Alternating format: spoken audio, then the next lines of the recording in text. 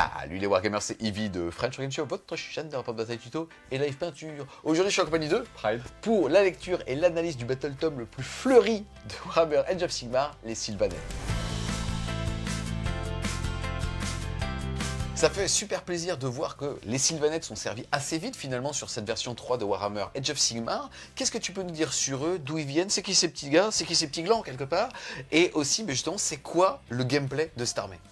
Oula, beaucoup de questions, dont une dernière qui va être assez vaste. Les Sylvaneth, c'est l'armée qui a été créée par Alarielle, donc c'est l'ancienne déesse elfique de la vie. Pourquoi je dis ancienne déesse elfe? Parce qu'ils n'ont pas le tag elfe, donc ce ne sont pas des oreilles pointues, même s'ils en ont l'apparence. C'est elle qui règne à Ghiran. Au niveau du fluff, elle a quand même mené la guerre contre les armées de Nurgle pendant quand même extrêmement longtemps, et le clan pestilent des Skaven.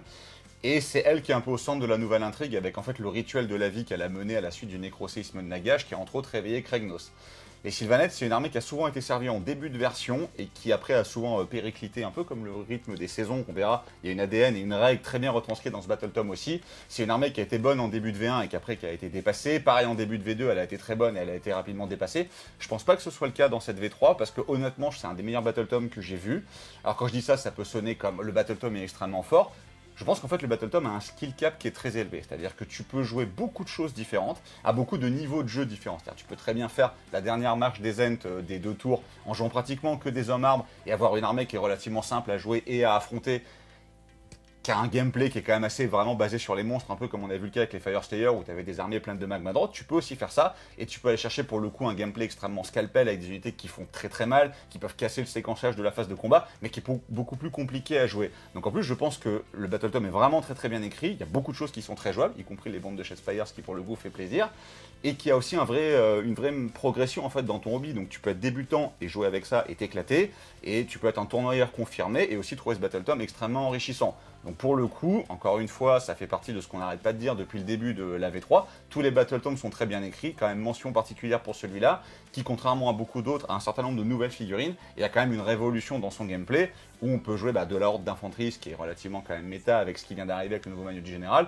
ou au contraire des armées peut-être qui se rapprochaient plus de ce que jouait l'Idonet avant, avec des unités extrêmement mobiles qui peuvent attaquer sur les fronts. Il y a vraiment beaucoup de choses à faire. On est en tout cas sur une armée qui plaît énormément aux personnes qui découvrent justement notre univers fantasy, mais en tout cas, dans les anciennes éditions du livre d'armée, on déconseillait cette armée, en tout cas pour un débutant, ou en tout cas on mettait des gros holà en disant il va falloir que tu claques énormément d'argent en décor, sous-entendu en forêt, plus limite qu'en figurines. Or aujourd'hui on est dans un hobby qui coûte cher aussi bien au niveau des livres, limite parfois plus qu'au niveau des figurines. Là, qu'en est-il? Le problème des Sylvaneth a en fait toujours été notamment lié à ces forêts pour deux choses. Bon, outre l'aspect financier, leur gameplay est intrinsèquement lié à leur forêt, pour énormément de règles, de capacité de mouvement ou de buff. Avant, tu avais quand même le problème de dire que la manière dont allait se dérouler ta partie était aussi liée au décor qui était posé sur la table, donc soit par ton adversaire, soit par l'orga de tournoi. Ils ont mis 3 versions à trouver une manière intelligente de contrer ça, ils y sont enfin arrivés, c'est-à-dire que maintenant tu vas choisir des décors neutres et les transformer en terrain luxuriant, donc quelque part en forêt. Donc ça c'est très bien pour deux choses. Déjà parce que ton gameplay est plus limité par l'apparence que va avoir la table, tu vas dans tous les cas pouvoir déployer une grande majorité de tes règles, même si tu n'as pas la place pour placer toi tes forêts, et ensuite parce que ça t'évite d'avoir à en acheter 12. Après, tu as aussi toutes les règles de création de forêt qui sont toujours là. C'est-à-dire que si tu veux t'acheter 2-3 forêts, en fonction de comment la table va être placée, tu vas pouvoir les mettre. Donc il est quand même toujours conseillé d'en avoir un certain nombre. Une de base, parce que l'armée vous autorise à en placer une. Et ensuite, tu as quand même au moins 3 unités et un sort générique qui permettent aussi de créer des forêts. Tu n'es plus obligé de t'en acheter beaucoup et tu n'es plus obligé de dépenser effectivement plus d'argent dans tes forêts que dans ton armée en elle-même. Donc comme tu l'as dit, on est sur une super armée, c'est génial parce que c'est une armée qu'on va pouvoir conseiller à n'importe quel type de joueur, aussi bien le hobbyiste que le joueur qui veut tout simplement avoir ses premières sensations. Et ce qui est très rigolo, c'est que les sensations arrivent très très vite, quel que soit, comme tu disais tout à l'heure, son optique de jeu et quel que soit le gameplay qu'on a envie d'adopter, on va avoir des sensations. Et c'est génial parce qu'il y a peut-être quelques mécanismes qu'on va découvrir dans quelques instants qui peuvent être un petit peu frustrants, du je te tape et je me casse, et si je le fais avec une unité, bon moi en face je l'ai juste dans le cul. Mais le fait est que le contrat il est surrempli et que ça fait plaisir de voir que Game Workshop est dans une super lignée de travail au sein de Warhammer V3. Pour maintenant justement découvrir et rentrer un petit peu dans le dur de ce Battle Tome, les aptitudes d'allégeance, on va regarder les traits de bataille. La première, ça va être tout simplement de devoir choisir, de pouvoir même choisir une clairière. Sauf que comme de toute façon, il n'y a pas de taxe à le faire, quoi qu'il arrive, on le fera, on le découvrira tout à l'heure. Le fait est quand même qu'il y en a 7 et que c'est assez sympa. Et 7, c'est pas fluff pour les Sylvaneth, pas du tout. Mais je pense que c'est fait exprès. Je sais pas, mais en tout cas... Nurgle, Alarielle, tout ça quoi. Ce qui est intéressant avec les clairières, c'est qu'elles t'induisent vraiment des gameplays totalement différents et elles couvrent l'intégralité des entrées de l'armée. Donc comme tu as dit, on n'est pas obligé de le faire, mais en fonction de l'armée qu'on a envie de jouer, on ira systématiquement chercher une ou l'autre, ça c'est vraiment bien fait. Tu as parlé des entrées aussi en termes de modélisme, on en reparlera plus en conclusion, mais finalement, il n'y a quasiment pas d'unités moches ou de vieux kits en fait au sein de cette armée. Il n'y a que 2 kits qui sont justement hérités de Warhammer Old World, c'est-à-dire Battle. C'est les Dryades qui passent encore très très bien en plastique et les Hommes Arbres qui passent aussi très bien, ou de toute façon, il y a plein de kits, mais quoi qu'il arrive, le plastique est fin, c'est plein de petites antennes, c'est fragile, mais c'est super classe. Ensuite, autre règle, tu en as aussi un petit peu parlé tout à l'heure, c'est le lieu du pouvoir. Après que les territoires ont été déterminés et avant que les éléments de terrain de faction soient placés, vous pouvez alors désigner 3 éléments de terrain et celles-ci en fait seront comme des forêts. Attention, ces éléments de terrain ne peuvent pas être dans les territoires ennemis. Et ça va nous procurer une règle, c'est au début de votre phase de héros, vous pourrez guérir une blessure allouée à chaque unité sylvanette amie entièrement à 9 pouces ou moins d'un élément de terrain luxuriant ou d'un bois sauvage éveillé ami. Alors déjà, il n'y a pas écrit au moins un, c'est-à-dire que tu vas quand même avoir des moments où tu peux être relativement près de 2 bois sauvages. Bon, cette petite règle est quand même assez kiss cool, mais toujours bonne à prendre. On verra qu'il y a énormément de capacités de soins dans cette armée, avec les sorts qui ont été hérités de la V2 et qui ont parfois assez peu changé. Donc tu as des possibilités de recréer des figurines ou des possibilités de bien les soigner. Donc tout ce qui est le soin individuellement peut paraître faible, mais mis bout à bout, tu as quand même une vraie résilience sur l'armée qui est assez sympa, notamment encore une fois si tu es un peu novice dans le jeu et que tu joues des grosses pièces et que tu es quand même content de pouvoir les soigner. Et après, l'autre partie de la règle, c'est clairement ça qui fait que ce BT est parfaitement jouable à tout niveau, notamment de compétitif. Ce que j'ai dit tout à l'heure sur les tables de tournoi était notamment vrai. Tu as certains scénarios où les territoires sont pour le coup très grands et où la table se partage à 50% entre le territoire de ton adversaire et le tien. Donc là, tu vas être un peu plus limité, mais tu as d'autres territoires où tu as des grands no man's land au milieu, où tu auras forcément beaucoup de décors à l'intérieur et où tu vas pouvoir choisir de mettre tes terrains luxuriants où tu veux. Sachant que tu as toujours le sort qui permet de créer une forêt, tu as toujours un certain nombre d'entrées, notamment le Trilord ancien, enfin le Sylviarque Vénérable maintenant, qui permet encore de créer des forêts. Tu vas avoir toute la latitude de jeu pour utiliser notamment les tricks qu'on va voir juste après. Yes, là on va passer aux règles du fin fond des bois. Le premier, c'est arpenter les sentiers cachés une fois par tour à la fin d'une phase de mouvement. Vous pouvez choisir une unité sylvanette qui sera entièrement à 9 pouces d'un terrain luxuriant ou d'un bois sauvage éveillé ami, sous-entendu soit des 3 décors qu'on aura vus, soit 200 décors de faction qu'on aura placés au début ou alors qu'on aura invoqué. Et en ce cas, on va la retirer du champ de bataille, on va la placer de nouveau à plus de 9 pouces de toute unité ennemie et à 9 pouces d'un élément de terrain luxuriant et c'est là où je trouve que c'est intéressant, à plus de 3 pouces des unités ennemies ou d'un bois sauvage éveillé qui lui serait à plus de 3 pouces de toute figurine ennemie. Ça fait que pour le coup, c'est quand même très contrable. C'est très agréable à jouer, mais c'est très contrable, puisqu'on n'a pas à se dire qu'il faut impérativement que je fasse rentrer des mecs dans ce bâtiment-là pour que justement les 9 pouces soient loin. Là, tu mets un doigt de pied à 3 pouces et finalement tu cancels, tu denies ce mécanisme de TP. Ouais, je pense que c'est un garde-fou qui est quand même bienvenu parce qu'on a vu qu'on va créer 3 terrains luxuriants et qu'après, encore une fois, entre les sorts ou les forêts qu'on va pouvoir placer, on va en avoir un certain nombre. Il y a d'autres unités qui, entre guillemets, se téléportent par elles-mêmes dans le Battle Tome sans avoir besoin de ce mécanisme-là, et qui est limité à une unité par tour. Mais les hommes arbres ont aussi, les 3 modèles ont aussi une capacité de téléportation. Si ça n'avait pas été contrable, ça aurait peut-être été un peu trop fort. Donc garde-fou intelligent de se dire effectivement, si l'adversaire arrive à mettre des unités à 3 pouces de ces éléments-là, tu vas plus pouvoir essayer de chercher l'endroit où tu seras à 9 pouces du décor et à 9 pouces de l'adversaire. C'est bien, je pense que sinon ça aurait peut-être été un peu trop fort. Maintenant, tu as quand même aussi une bonne capacité à éliminer des unités de l'adversaire, notamment à la magie ou via le tir. Et comme ça se fait en fin de phase de mouvement, tu as aussi la possibilité de nettoyer en phase de héros les unités qui pourraient bloquer ou ce genre de choses. Ce qui va créer des parties, je pense, relativement intéressantes et très interactives, ne serait-ce qu'au niveau de la phase de héros. Donc c'est une très bonne règle qui est très importante pour l'armée, avec un garde-fou qui est intelligent. Ce qui va être peut-être un petit peu moins interactif, même si je trouve la règle super, et c'est là où on va voir aussi le skill cap, c'est frapper et disparaître. Une fois par tour, à votre phase de combat, aussitôt après qu'une unité sylvanette a mis entièrement à 9 pouces d'un élément de terrain luxuriant ou d'un bois sauvage ami a combattu, vous pouvez la retirer du champ de bataille et la replacer ainsi entièrement à 9 pouces d'un autre élément de terrain qui devrait être à plus de 3 pouces des unités, c'est le même garde-fou. Heureusement qu'il est là, celui-là, parce qu'effectivement, pour le coup, la règle est quand même vraiment très forte.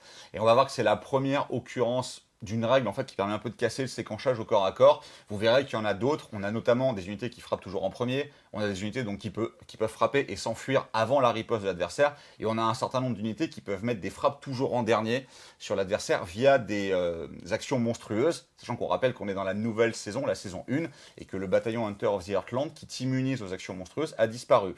Donc tu peux très bien te retrouver à générer l'équivalent d'un tour 3 Hedonette où tu vas avoir 2, 3, 4 unités qui vont frapper à la suite avant que l'adversaire ait le temps de le faire. La première occurrence de ça, en fait, de cette façon de casser le séquençage, c'est cette règle-là. Et encore une fois, heureusement qu'il y a les garde-fous. On va en revenir encore une fois sur cette règle, sur certaines unités, quand on verra un peu les War Scrolls en profondeur. Mais notamment sur les nouvelles unités de cavaliers sur Libellule, qui ont en plus Strike First, donc qui frappent toujours en premier.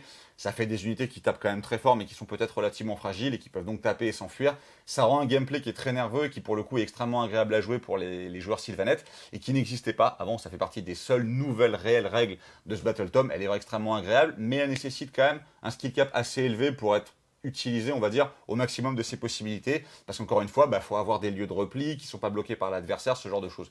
Donc assez souvent, vous utiliserez quand même vos capacités de création de Wildwood pour en mettre un relativement tranquille chez vous qui vous permettra de vous replier de manière assez fiable à l'intérieur, sachant que tu as des unités extrêmement mobiles qui, même si elles se replient chez toi, peuvent repartir très très vite chez l'adversaire, voire se retéléporter avec la règle qu'on a vue juste avant. C'est une règle qui est très forte, mais qui n'est pas non plus si simple que ça à maîtriser. Les quelques parties tests qu'on a pu faire, l'adversaire a quand même peur de cette règle-là, donc fait en sorte de bloquer un peu tes possibilités de repli, et ça rend encore une fois le gameplay très intéressant. Sans même compter derrière que je rappelle qu'on a l'ordre générique du deploy, du redéploiement, qui va te permettre aussi, en joueur contre, de rentrer dans les 3 pouces. Ouais, tout à fait. C'est-à-dire que si tu t'avances un peu trop près pour faciliter tes charges, donc à moins de 9, l'autre peut utiliser un redéploiement pour se mettre dans la portée d'un terrain ou d'un Wildwood pour empêcher ce genre de choses. C'est à la fin de la phase de mouvement, donc ça permet aussi à l'autre joueur de s'en prémunir. Ouais, mais justement, en fait, le cumul de toutes ces règles rend le gameplay très nerveux. Déjà, pour le coup, si tu décides de jouer des armées qui vont vraiment se baser sur un peu ce Fire and Fade là, ça peut être très intéressant. Tu as d'autres types de builds, encore une fois, je vais reparler de la marche des Ents, où tu vas quand même beaucoup moins t'en servir, parce qu'ils ont tous la capacité de faire frapper l'adversaire en dernier, et ils tankent quand même tous relativement bien, avec un beau up de leur profil en termes de résistance. Mais si tu joues des armées extrêmement nerveuses, des armées de paria, ou les armées avec les nouvelles cavaleries volantes, t'es pas très résilient. Donc tu vas avoir besoin de ce type de règles, mais encore une fois, elles sont très fortes, mais pas faciles à mettre en place. Je trouve ça intelligent d'aller chercher des mécanismes potentiellement abusables, mais il faut quand même un peu réfléchir pour les mettre en place, et l'adversaire a différents contres, notamment celui du deploy. Ensuite, on va avoir le bienfait de Verdoyance, tout simplement le fait que n'importe quel sorcier Sylvaneth connaît ce sort. Il va passer alors sur du 6, il va avoir une portée de 18 pouces. S'il est lancé avec succès, on va tout simplement placer un élément de terrain de poids sauvage éveillé entièrement et la portée est visible du lanceur, mais qui doit être à plus de 3 pouces d'une autre figurine, sort persistant, invocation ou élément de terrain ainsi que objectif. En fait, c'était assez emblématique que tous les sorciers Sylvaneth puissent créer des forêts. C'est bien qu'il l'ait laissé, c'est accessible à tous les sorciers. Alors, petite précision, quand on verra la fiche d'unité des forêts, en fait, le kit vous permet d'en installer, c'est des croissants avec l'arbre et au milieu, le kit vous permet d'en installer 1, 2 ou 3. Alors évidemment, si vous montez à 2, vous êtes obligé de bloquer le croissant, et si vous montez à 3, tiens, si tu avais mis tes mimines là, ça aurait été encore plus top, tu fais une forêt globale. Je t'aiderai pas. Il y a des moments dans les War Scrolls où ils vont vous dire que vous ne pouvez créer qu'un petit bois. Un petit bois, c'est un croissant. Là, c'est pas limité. Donc, si vous avez la place, vous pouvez très bien mettre 2, voire 3 forêts. Donc, créer une énorme emprise sur la table. Et encore une fois, il y a beaucoup de figurines dans l'armée qui vont bénéficier du fait d'être à côté d'une forêt.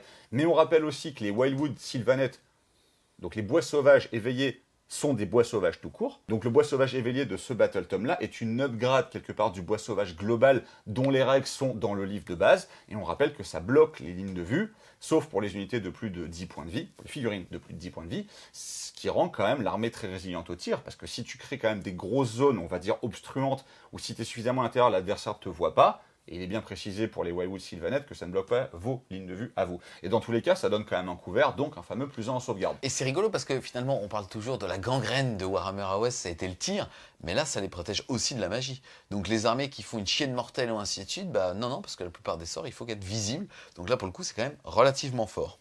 Ensuite, autre mécanisme de jeu qui, pour le coup, est assez sympa, pas tellement au sein des règles, mais je trouve vraiment au sein de son ADN, puisque là, on va parler des saisons de guerre. En gros, quand on va faire sa liste d'armées, donc attention, ça veut dire qu'on doit avoir le même si jamais on enchaîne les parties par exemple, on va pouvoir choisir une saison, ou en tout cas les effets d'une saison qui vont pouvoir s'appliquer. La première, ça va être la gémation. Les unités Sylvaneth amis qui n'ont pas chargé au même tour et qui sont entièrement à 9 pouces ou moins d'un élément de terrain luxuriant ou d'un bois sauvage ont une protection à 6. C'est quand même assez sympa comme règle sur des builds relativement défensifs, parce que la possibilité de se mettre à 9 pouces de tous les éléments de terrain qu'on a vus, donc soit luxuriant, soit des bois sauvages, c'est quand même pas trop compliqué quand on part sur un gameplay défensif, sachant que comme il ne faut pas charger pour bénéficier du bonus, de toute manière tu vas quand même pouvoir maintenir tes bulles sans en avoir à en sortir pour charger. Et mine de rien, 16% de tanking en plus, c'est quand même vraiment pas mal. Alors il y a une des nouvelles entrées du Battle Tome qui permet de donner encore une fois une protection, mais si vous la jouez pas, ce bonus peut quand même être relativement intéressant. L'armée vaut cher, c'est aussi pour ça qu'elle est difficile à jouer, c'est qu'il y a beaucoup de War Scrolls qui sont très forts, qui frappent quand même relativement bien, mais qui n'ont pas non plus une résilience extraordinaire.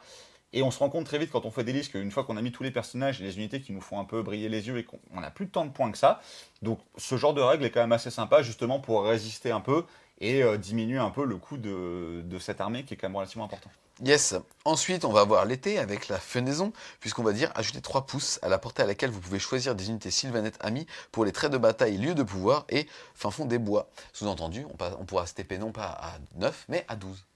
Ouais, on pourra se TP, on pourra repartir après avoir frappé. En fait, il n'y a aucun autre avantage. On verra tout à l'heure qu'il y a une règle qui réduit cette portée-là, mais qui donne un bonus. Celle-là, en fait, le seul bonus, c'est une facilité dans ton gameplay. C'est quand même beaucoup plus simple de maintenir des bulles à 12 que de maintenir des bulles à 9. Donc encore une fois, je pense que c'est plus une règle qui s'adresse aux débutants, parce que la personne qui aura vraiment pris en main le Battle Tom aura peut-être plus l'habitude d'aller chercher des bulles plus courtes et donc le bonus qui va avec, plutôt que de dire je vais aller chercher des bulles plus éloignées.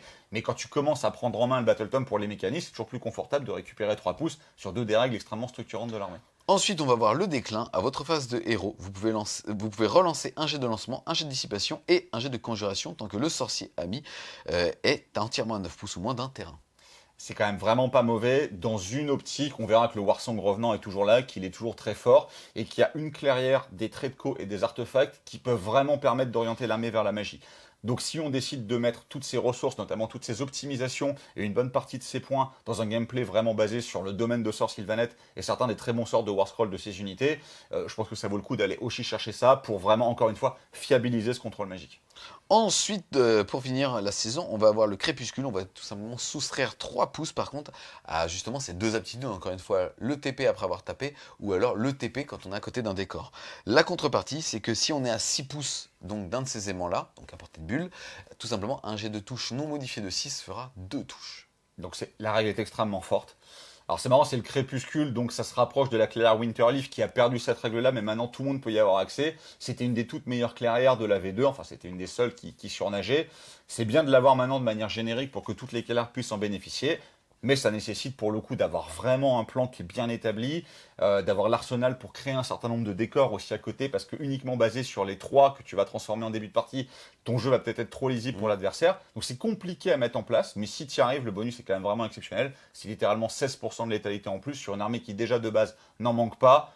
Moi c'est peut-être ma petite préférée celle-là, mais j'ai quand même quelques games en sylvanette. Quand tu découvres le jeu, quand tu découvres notamment ce Battle Tom et que tu le prends en main, c'est peut-être un peu compliqué d'aller chercher directement celle-là. Mais si tu l'exploites bien, je pense que c'est la plus forte des 4, sauf build magie dont on a parlé juste avant. Mais elle nécessite quand même un peu d'expérience. On va maintenant passer aux optimisations. On va commencer par les traits de commandement. On le rappelle, aujourd'hui en tout cas, et même avec cette nouvelle saison, on ne peut en avoir qu'un au moment où on constitue son armée. Et même avec d'autres bataillons, on ne peut toujours en avoir qu'un. Et c'est très dommage parce que ce Battle Tom a fait choix de la qualité plutôt que la quantité. Et encore une fois, je ne l'ai pas dit en préambule, mais c'est un Battle Tom qui va amener énormément de choix parce qu'il y a beaucoup d'unités qui peuvent faire 2 effets ou d'Endless Spell qui peuvent faire 2 effets. Donc encore une fois, c'est ça qui explique le skill cap élevé. Et le choix des optimisations entre les traits de commandement et les artefacts va être aussi compliqué parce qu'on va voir, il y a quand même beaucoup de vraies perles. Le premier, ça va être pour les héros sylvanettes. Donc héros ou bourrin. Ça va être guerrier noueux. Ignorer les modificateurs positifs et négatifs au jet de sauvegarde contre les attaques qui ciblent le général. Celui-ci devient donc éthéré pour les joueurs old school. Voilà, donc c'est l'amulette éthérée qui avait fait quand même plaisir à beaucoup de gens en V2, notamment aux Sylvanettes, et qui l'avait perdu depuis ce nouveau Battle Tom. Alors, sans faire trop de gros spoilers sur la suite, les 3 hommes arbres, notamment l'esprit de Durtu, sont passés sur une sauvegarde à 3+. Et quand on a une sauvegarde à 3+, être éthéré, dans la méta d'hier, c'était un énorme avantage. Dans la méta de demain, peut-être pas, parce que peut-être que tu vas avoir moins de reines et beaucoup de saturation. Et dans ce cas-là, il vaut mieux ne pas être éthéré et pouvoir se lancer un défense en règle pour passer sur une sauvegarde à 2+. Donc à voir comment tourne la méta. Mais en tout cas, on a la possibilité de se faire un Durtu avec ses 14 points de vie et sa save à 3. Éthéré, donc il va ignorer les modificateurs et on peut lui rajouter des wards derrière. Donc on peut quand même extrêmement bien tanker avec notre général, que ce soit un Trilord vénérable ou un esprit de Durtu, cet artefact est quand même vraiment très très fort. Ensuite, on va avoir le seigneur des fiels follets, on va dire ça, feu follet. Et en gros, les esprits de la forêt aident ce général avec leurs venins et leurs pièges. En gros, c'est des petits feux follets qui vont arriver, qui vont embêter les adversaires. Et à partir du moment où on est à portée d'engagement de ce général, c'est-à-dire 3 pouces, les figurines vont avoir moins une attaque jusqu'à un minimum de 1. C'est fort aussi. Après, encore une fois, c'est défensif. Donc la question, c'est qu'est-ce que tu vas chercher. Si le but n'est de protéger qu'une grosse pièce, la nouvelle amulette éthérée, c'est peut-être mieux.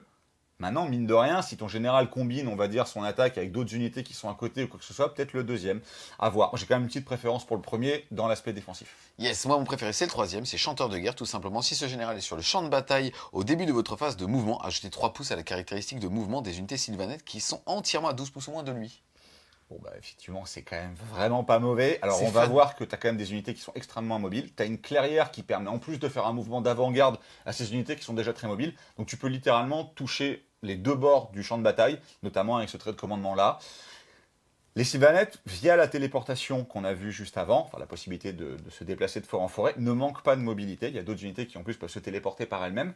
Après, le mouvement de base de la plupart des unités, on va dire qu'on avait l'habitude de voir dans l'ancien Battletome, je ne parle pas des nouvelles cavaleries qui, elles, pour le coup, sont très mobiles, sont parfois un peu lentes.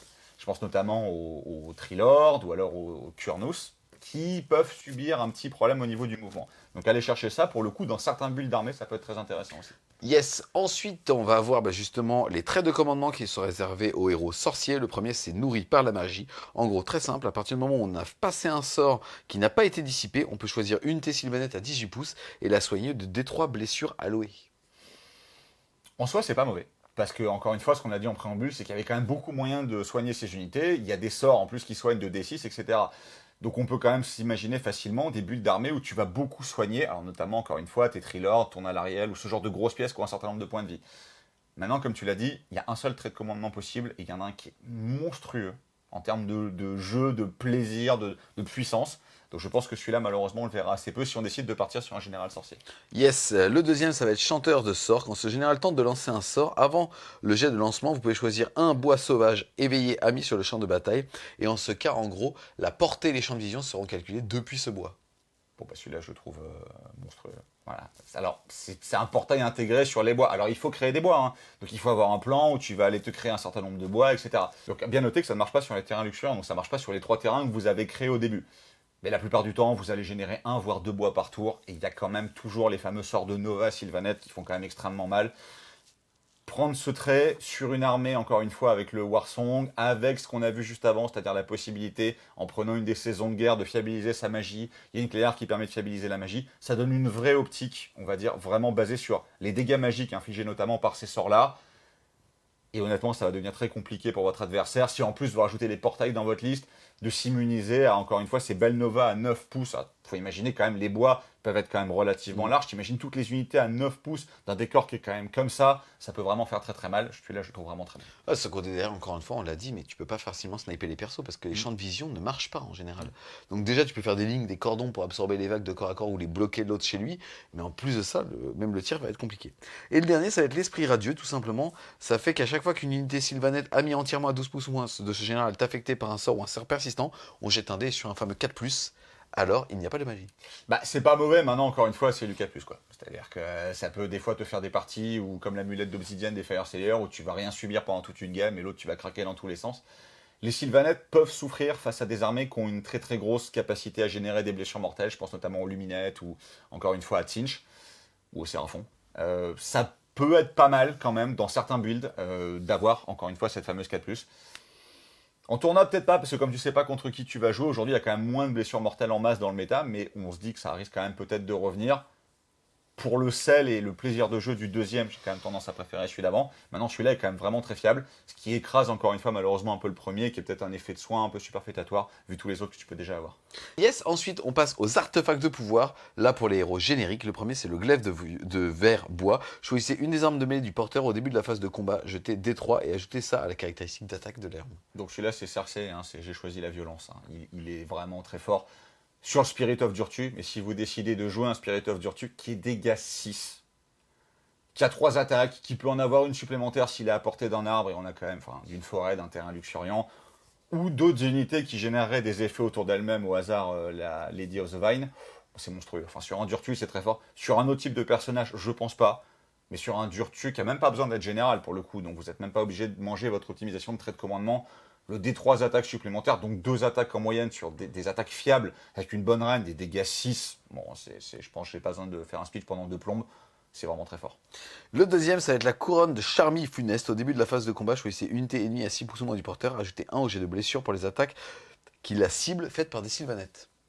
C'est pas mal. C'est encore une fois la même chose que ce qu'on avait dit sur les traits de co. Est-ce que tu vas chercher un -1 sur l'adversaire ou on va dire un buff sur ton unité principale? Sur Spirit of Virtue, je prends toujours la première. Sur d'autres types de généraux corps à corps, ou en tout cas qui vont s'amener au corps à corps et qui vont donc quelque part mettre un malus, une malédiction sur l'adversaire, le deuxième est quand même très ok. Maintenant, la violence pure du premier est quand même bien. Maintenant, ce que tu dis tout à l'heure, c'est qu'on ne peut pas avoir 2 traits de généraux. Par contre, on peut avoir 2 artefacts. Et dans des listes vraiment basées corps à corps, où vous n'irez pas chercher les petites perles d'artefacts magiques, vous pouvez vous dire, pourquoi pas prendre les 2 pour vraiment être très létal au corps à corps. Et notamment sur les builds basés sur les unités de Kernus Hunter, qui blessent à 3, commencer à les faire blesser à 2, ça peut vraiment être très fort aussi. Et le dernier, ça va être la graine de renaissance. La première fois que le porteur est tué, avant de le retirer, on va jeter un dé sur un 1, il est mort. Sur un 2, il revient à la vie avec des 3 PV perdus. Et l'excédent de blessures qui l'avait tué, et bien justement, sont annulés. Alors celui-là, c'est un héritage de la V2, il existait déjà avant, et au final, il a été assez peu joué. Alors j'en profitais pour faire une petite parenthèse sur une des seules rares doléances que j'ai sur ce Battletome-là, c'est qu'il y a beaucoup d'effets qui sont forts, mais qui sont sur du 2+. Donc sur les unités, c'est encore plus grave que sur une optimisation, parce qu'en plus, tu payes cette règle dans leur coût en points, et si tu fais ton 1 au mauvais moment, tu as payé trop cher une unité. Là, donc tu l'as pas payé quelque part, mais c'est une optimisation, et on a vu qu'il y en avait quand même des bonnes, et on va voir qu'il y en a des très très bonnes aussi. Faire ce 1 à ce moment-là, c'est quand même relativement dommageable. Ça aurait été mieux que ce soit automatique. Maintenant, en soi, l'artefact est quand même pas mauvais. Je pense que c'est compliqué d'aller le chercher. Dans des builds très spéciales, par exemple sur un Warsong, tu te dis, si c'est la pièce centrale et que j'ai tout synergisé, ma clairière, ma saison de guerre, mon trait de co pour qu'il soit vraiment très bon sur ses Nova, sur sa magie, j'ai besoin qu'il reste en vie le plus longtemps possible. Le truc, c'est qu'on va voir qu'il y a des artefacts derrière qui sont encore meilleurs dans cette optique-là. Mais en soi, c'est un bon artefact. Yes, on va maintenant passer justement côté artefact pour les héros, c'est-à-dire les reliques de la nature. La première, c'est la Faine des âges. Une fois par bataille, au début de la phase de héros, si le porteur est sur le champ de bataille, on va pouvoir alors placer une forêt entièrement à 12 pouces ou moins de lui et à plus de 3 pouces de toute autre figurine ou sort persistant. Je l'aime bien quand même celui-là, parce qu'on a quand même rabâché depuis le début de la review que c'était un mécanisme qui était extrêmement important. Alors avant, il était encore plus indispensable. Maintenant, tu as les 3 terriens luxuriants que tu as créés, mais ça permet notamment de t'en créer un chez toi pour être tranquille, pour avoir une base de repli ou ce genre de choses. Et ce qui est bien, c'est qu'il est automatique. Tu vois, c'est pas un 2+, c'est pas un sort que ton adversaire peut dissiper, c'est si je veux placer une forêt chez moi, je suis sûr de pouvoir le faire, et je me serais déployé de manière à pouvoir le mettre sans aucun problème, encore une fois. Il n'est pas limité que tu dois créer un petit bois, donc tu peux en faire un de 1, de 2 ou de 3, donc en fonction de la place que tu as. Bon, celui-là est quand même vraiment bien. Je n'irais pas forcément dire auto-include, ça dépend des builds d'armée. Aujourd'hui, c'est plus difficile d'aller chercher des bataillons qui te permettent d'avoir un artefact en plus, parce que tu as quand même les 2 nouveaux bataillons du Maître Général qui sont exceptionnels, et toutes les armées vont s'articuler autour de ces 2-là. Donc est-ce qu'il te restera suffisamment d'unités pour aller chercher le bataillon d'à côté? Je pense peut-être, parce que mine de rien, les héros ne rentrant dans aucun des 2, tu vas souvent avoir 2-3 héros, mais il va falloir trouver l'unité pour les accompagner. Encore une fois, ça va dépendre de votre création de liste, mais il est quand même vraiment pas mal. La deuxième, ça va être la lampe de Lunef, puisque le porteur peut tenter de bannir une invocation à la phase de héros, même s'il n'est pas prêtre, et en plus ajouter 2 au jet de conjuration et de bannissement pour le porteur. Celui-là, il est marrant, si votre adversaire régulier, c'est un Fire Slayer qui se dit chouette, je vais marquer systématiquement ma grande stratégie, parce que maintenant que les stratégies génériques sont dures à marquer, en Fire Slayer, j'en ai une qui me demande juste de poser une invocation, et si elle n'est pas bannie, c'est bon. Bon, si vous avez ça, c'est pas bon pour lui, il perd 3 points. Maintenant, en tournoi, je pense pas, parce qu'il n'y a pas non plus tant de prières. Enfin, il y a Korn et Fire Slayer. T'as pas envie de niquer ta relique pour 5 games, en fait, entre guillemets. Doc en a une qui est très très forte aussi. Mais encore une fois, c'est que 3 armées, vu la pléthore de listes que vous pouvez rencontrer aujourd'hui, ça me paraît pas indispensable. Yes, et la dernière relique, ça va être la gemme de Vespéral. Une fois par tour à votre phase de héros, avant que le porteur tente de lancer un sort du domaine de Grand Bois, au lieu de faire un jet de lancement, vous pouvez déclarer qu'il utilise sa gemme. Si vous le faites, le sort est lancé automatiquement, ne jetez pas les 2d6 et ne pourra alors pas être dissipé. Après que les effets du sort ont été résolus, on jette un dé et sur un 1, la figurine qui la lance ce sort prendra des 3 blessures mortelles. Celui-là, je le trouve vraiment très bien parce que j'ai poussé un petit coup de gueule sur parfois le manque de fiabilité des 2+. Là, si tu veux de la fiabilité, il ne peut pas y en avoir plus que ça. Ton sort passe automatiquement, ton adversaire ne peut pas le dissiper. Et alors là, pour le coup, le potentiel 1 que tu vas faire et les points de vie que tu vas te mettre, ils vont être récupérés derrière avec tous les effets de soins que tu as. Alors, 2 choses à noter, c'est uniquement sur les sorts du domaine du Grand Bois. Donc ça ne fonctionne pas sur le sort générique qui vous permet de créer des forêts, ça aurait été trop fort. Et ça ne fonctionne pas sur les sorts de Warscroll, encore une fois, avec le Warsong et sa Nova, ça aurait été beaucoup trop fort aussi. Par contre, on va attaquer le domaine juste derrière. Il y a quand même des sorts, notamment le soin ou la capacité de résurrection, qui dans certains builds vont être extrêmement importants. Il y a vraiment un build basé sur les Kernus Hunter qui peut se créer. C'est de très bonnes figurines qui ont quand même 5 points de vie, qui ont une bonne sauvegarde, en ressuscité de manière extrêmement fiable, une par tour et très très fort. Donc dans ce type de build là, je pense que vous aurez au moins un sorcier qui a le sort de résurrection et cet artefact là. Voilà, encore une fois, on voit qu'il y a plusieurs très bons artefacts et il va y avoir des vrais choix à faire sur comment vous optimisez votre liste. On passe ensuite au domaine de sort, au domaine du grand en bois.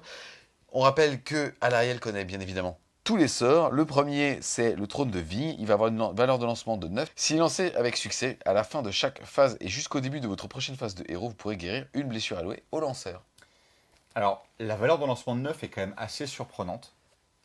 On a vérifié en anglais, c'est également 9. Donc pour l'instant, on ne va pas émettre de garde-fou par rapport à ça, mais ça paraît quand même surprenant 9.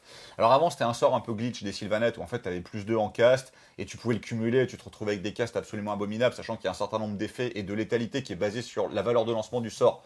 Bon, on savait que ce sort allait pas passer le cut de la V3 et effectivement, il ne l'a pas passé. Maintenant, l'effet est quand même très fort. Parce qu'à la fin de chaque phase, récupérer un point de vie, c'est 5 points de vie par tour, hein, il y a 5 phases dans le jeu, et sur un double tour de l'adversaire ou ce genre de choses, bon, ça peut vraiment re-healer complètement full un personnage.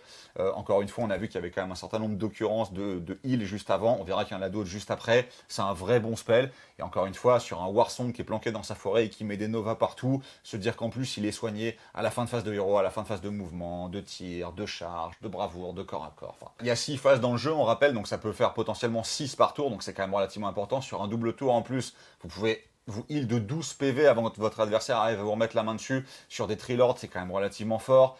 Sur des Warsong aussi, c'est très bien. Franchement, ce sort est bon. Alors, les joueurs Sylvaneth historiques vont regretter leur plus 2 un peu glitch, plus 2, plus 2, plus 2. Mais le spell est bon. Encore une fois, modulo la valeur de lancement, qui pour le coup paraît quand même un peu élevé par rapport à l'effet quand même du sort. À voir. C'est pour ça qu'il y a la GMV spirale, encore une fois, pour passer un sort auto, à chaque tour. Il y a ça. Les choses font bien. Ces petites noëls font bien les choses. Le deuxième sort, ça va être la repousse. Il est aussi très fort. Il va passer sur du 5. On va pouvoir choisir une unité Sylvanette à 18 pouces. Et derrière, elle va pouvoir se soigner de D6 PV perdus. Bah ça, il existait déjà avant, il était quand même très joué, donc il le sera toujours. Vous avez quand même un certain nombre de grosses pièces qui ont suffisamment de points de vie et une bonne sauvegarde pour que votre adversaire ait parfois du mal à vous tuer cette figurine en une seule fois. C'est un mécanisme de soin qui est très utile. Si vous commencez à jouer à l'Ariel, des Durtu, ce genre de choses, vous serez très content de l'avoir. Pas forcément auto-inclus parce qu'il y a beaucoup de sorts qui sont très bons. Encore une fois, Alarielle le connaît de base, sachant qu'elle se heal toujours de 2d6. Elle peut se healer de 3d6 assez facilement. Et si vous commencez à jouer des grosses pièces, vous irez le chercher. Si vous jouez une horde d'infanterie, non, pour le coup, il est quand même vachement moins utile. Et c'est le suivant qui sera bien. Yes, derrière, on va avoir les êtres du dessous. Il va passer sur du 7. On va pouvoir choisir une unité ennemie à 12 pouces ou moins. Et on va jeter autant de dés qu'il y a de méchants dans l'unité adverse. Et sur chaque 5+, ça sera une blessure mortelle. C'est de la très bonne gestion de horde. Et contrairement à certains autres sorts où vous allez par exemple, je pense à celui du Gaunt Summoner, regarder les figurines dans l'unité et n'affecter que celle-là. Là, il suffit que vous voyez un bout de l'unité, le sort va affecter toute l'unité, et ça fait, s'il n'y a pas de ward ou un seul point de vie, un tiers de l'unité qui va sauter.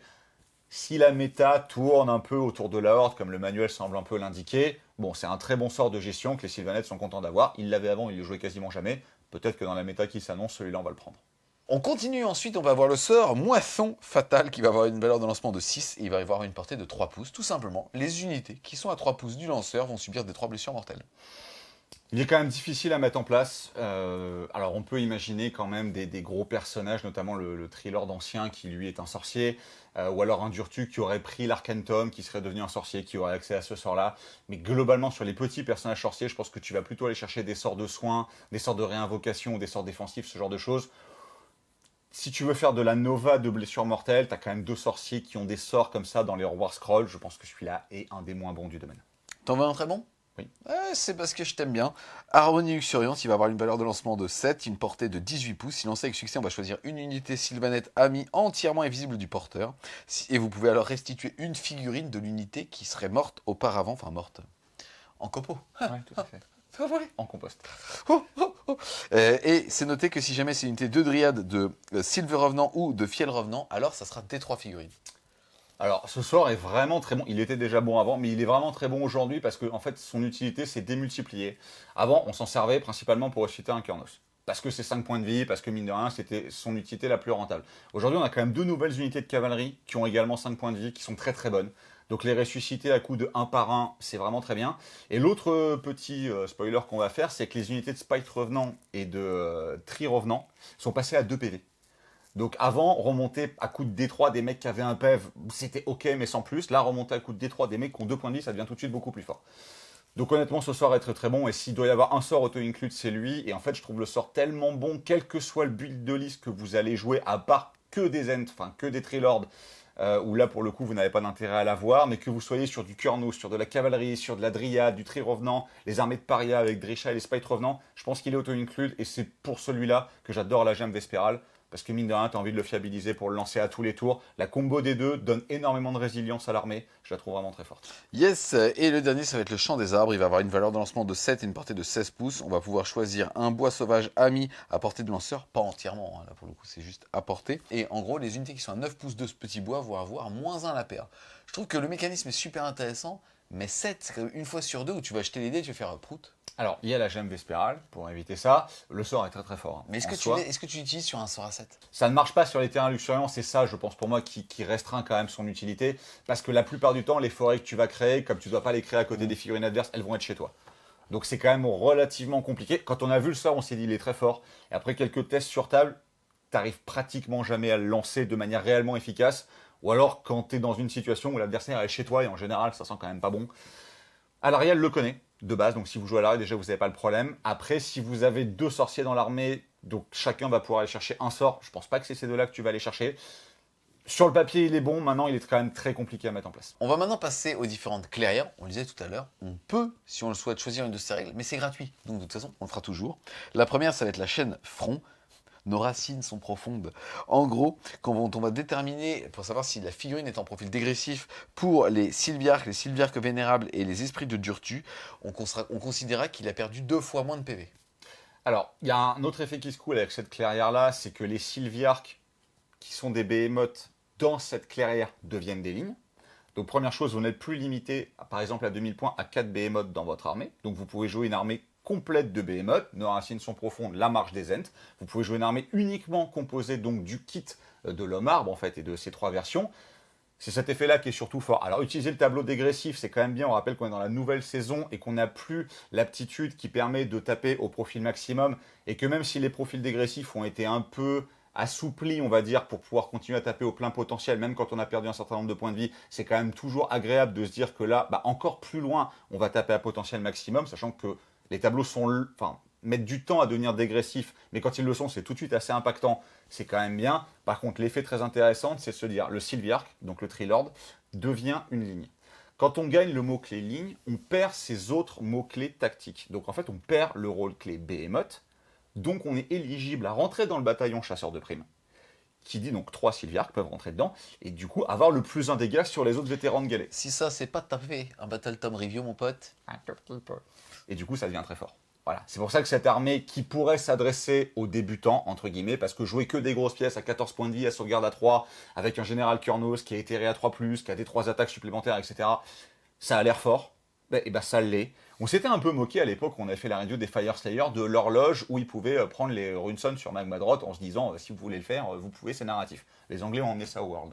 Et ça a perfait. Donc attention à cette clairière-là qui permet de faire une liste que de gros. Alors évidemment, vous mettrez toujours des sorciers à côté pour l'invocation, ce genre de choses. Mais la liste peut être vraiment bien et les effets se combinent bien. Et avec la nouvelle saison, les nouveaux Battle Tom et le fait que tous ces arbres ont sur un 3+, le nouveau Rampage qui te dit tu frappes toujours en dernier et qu'il n'y a plus Hunter of the Heartland et qu'on peut plus s'en immuniser, maintenant il n'y a quasiment plus que les Stormcast dans leur chambre Astral Templar qui peuvent s'immuniser à ça.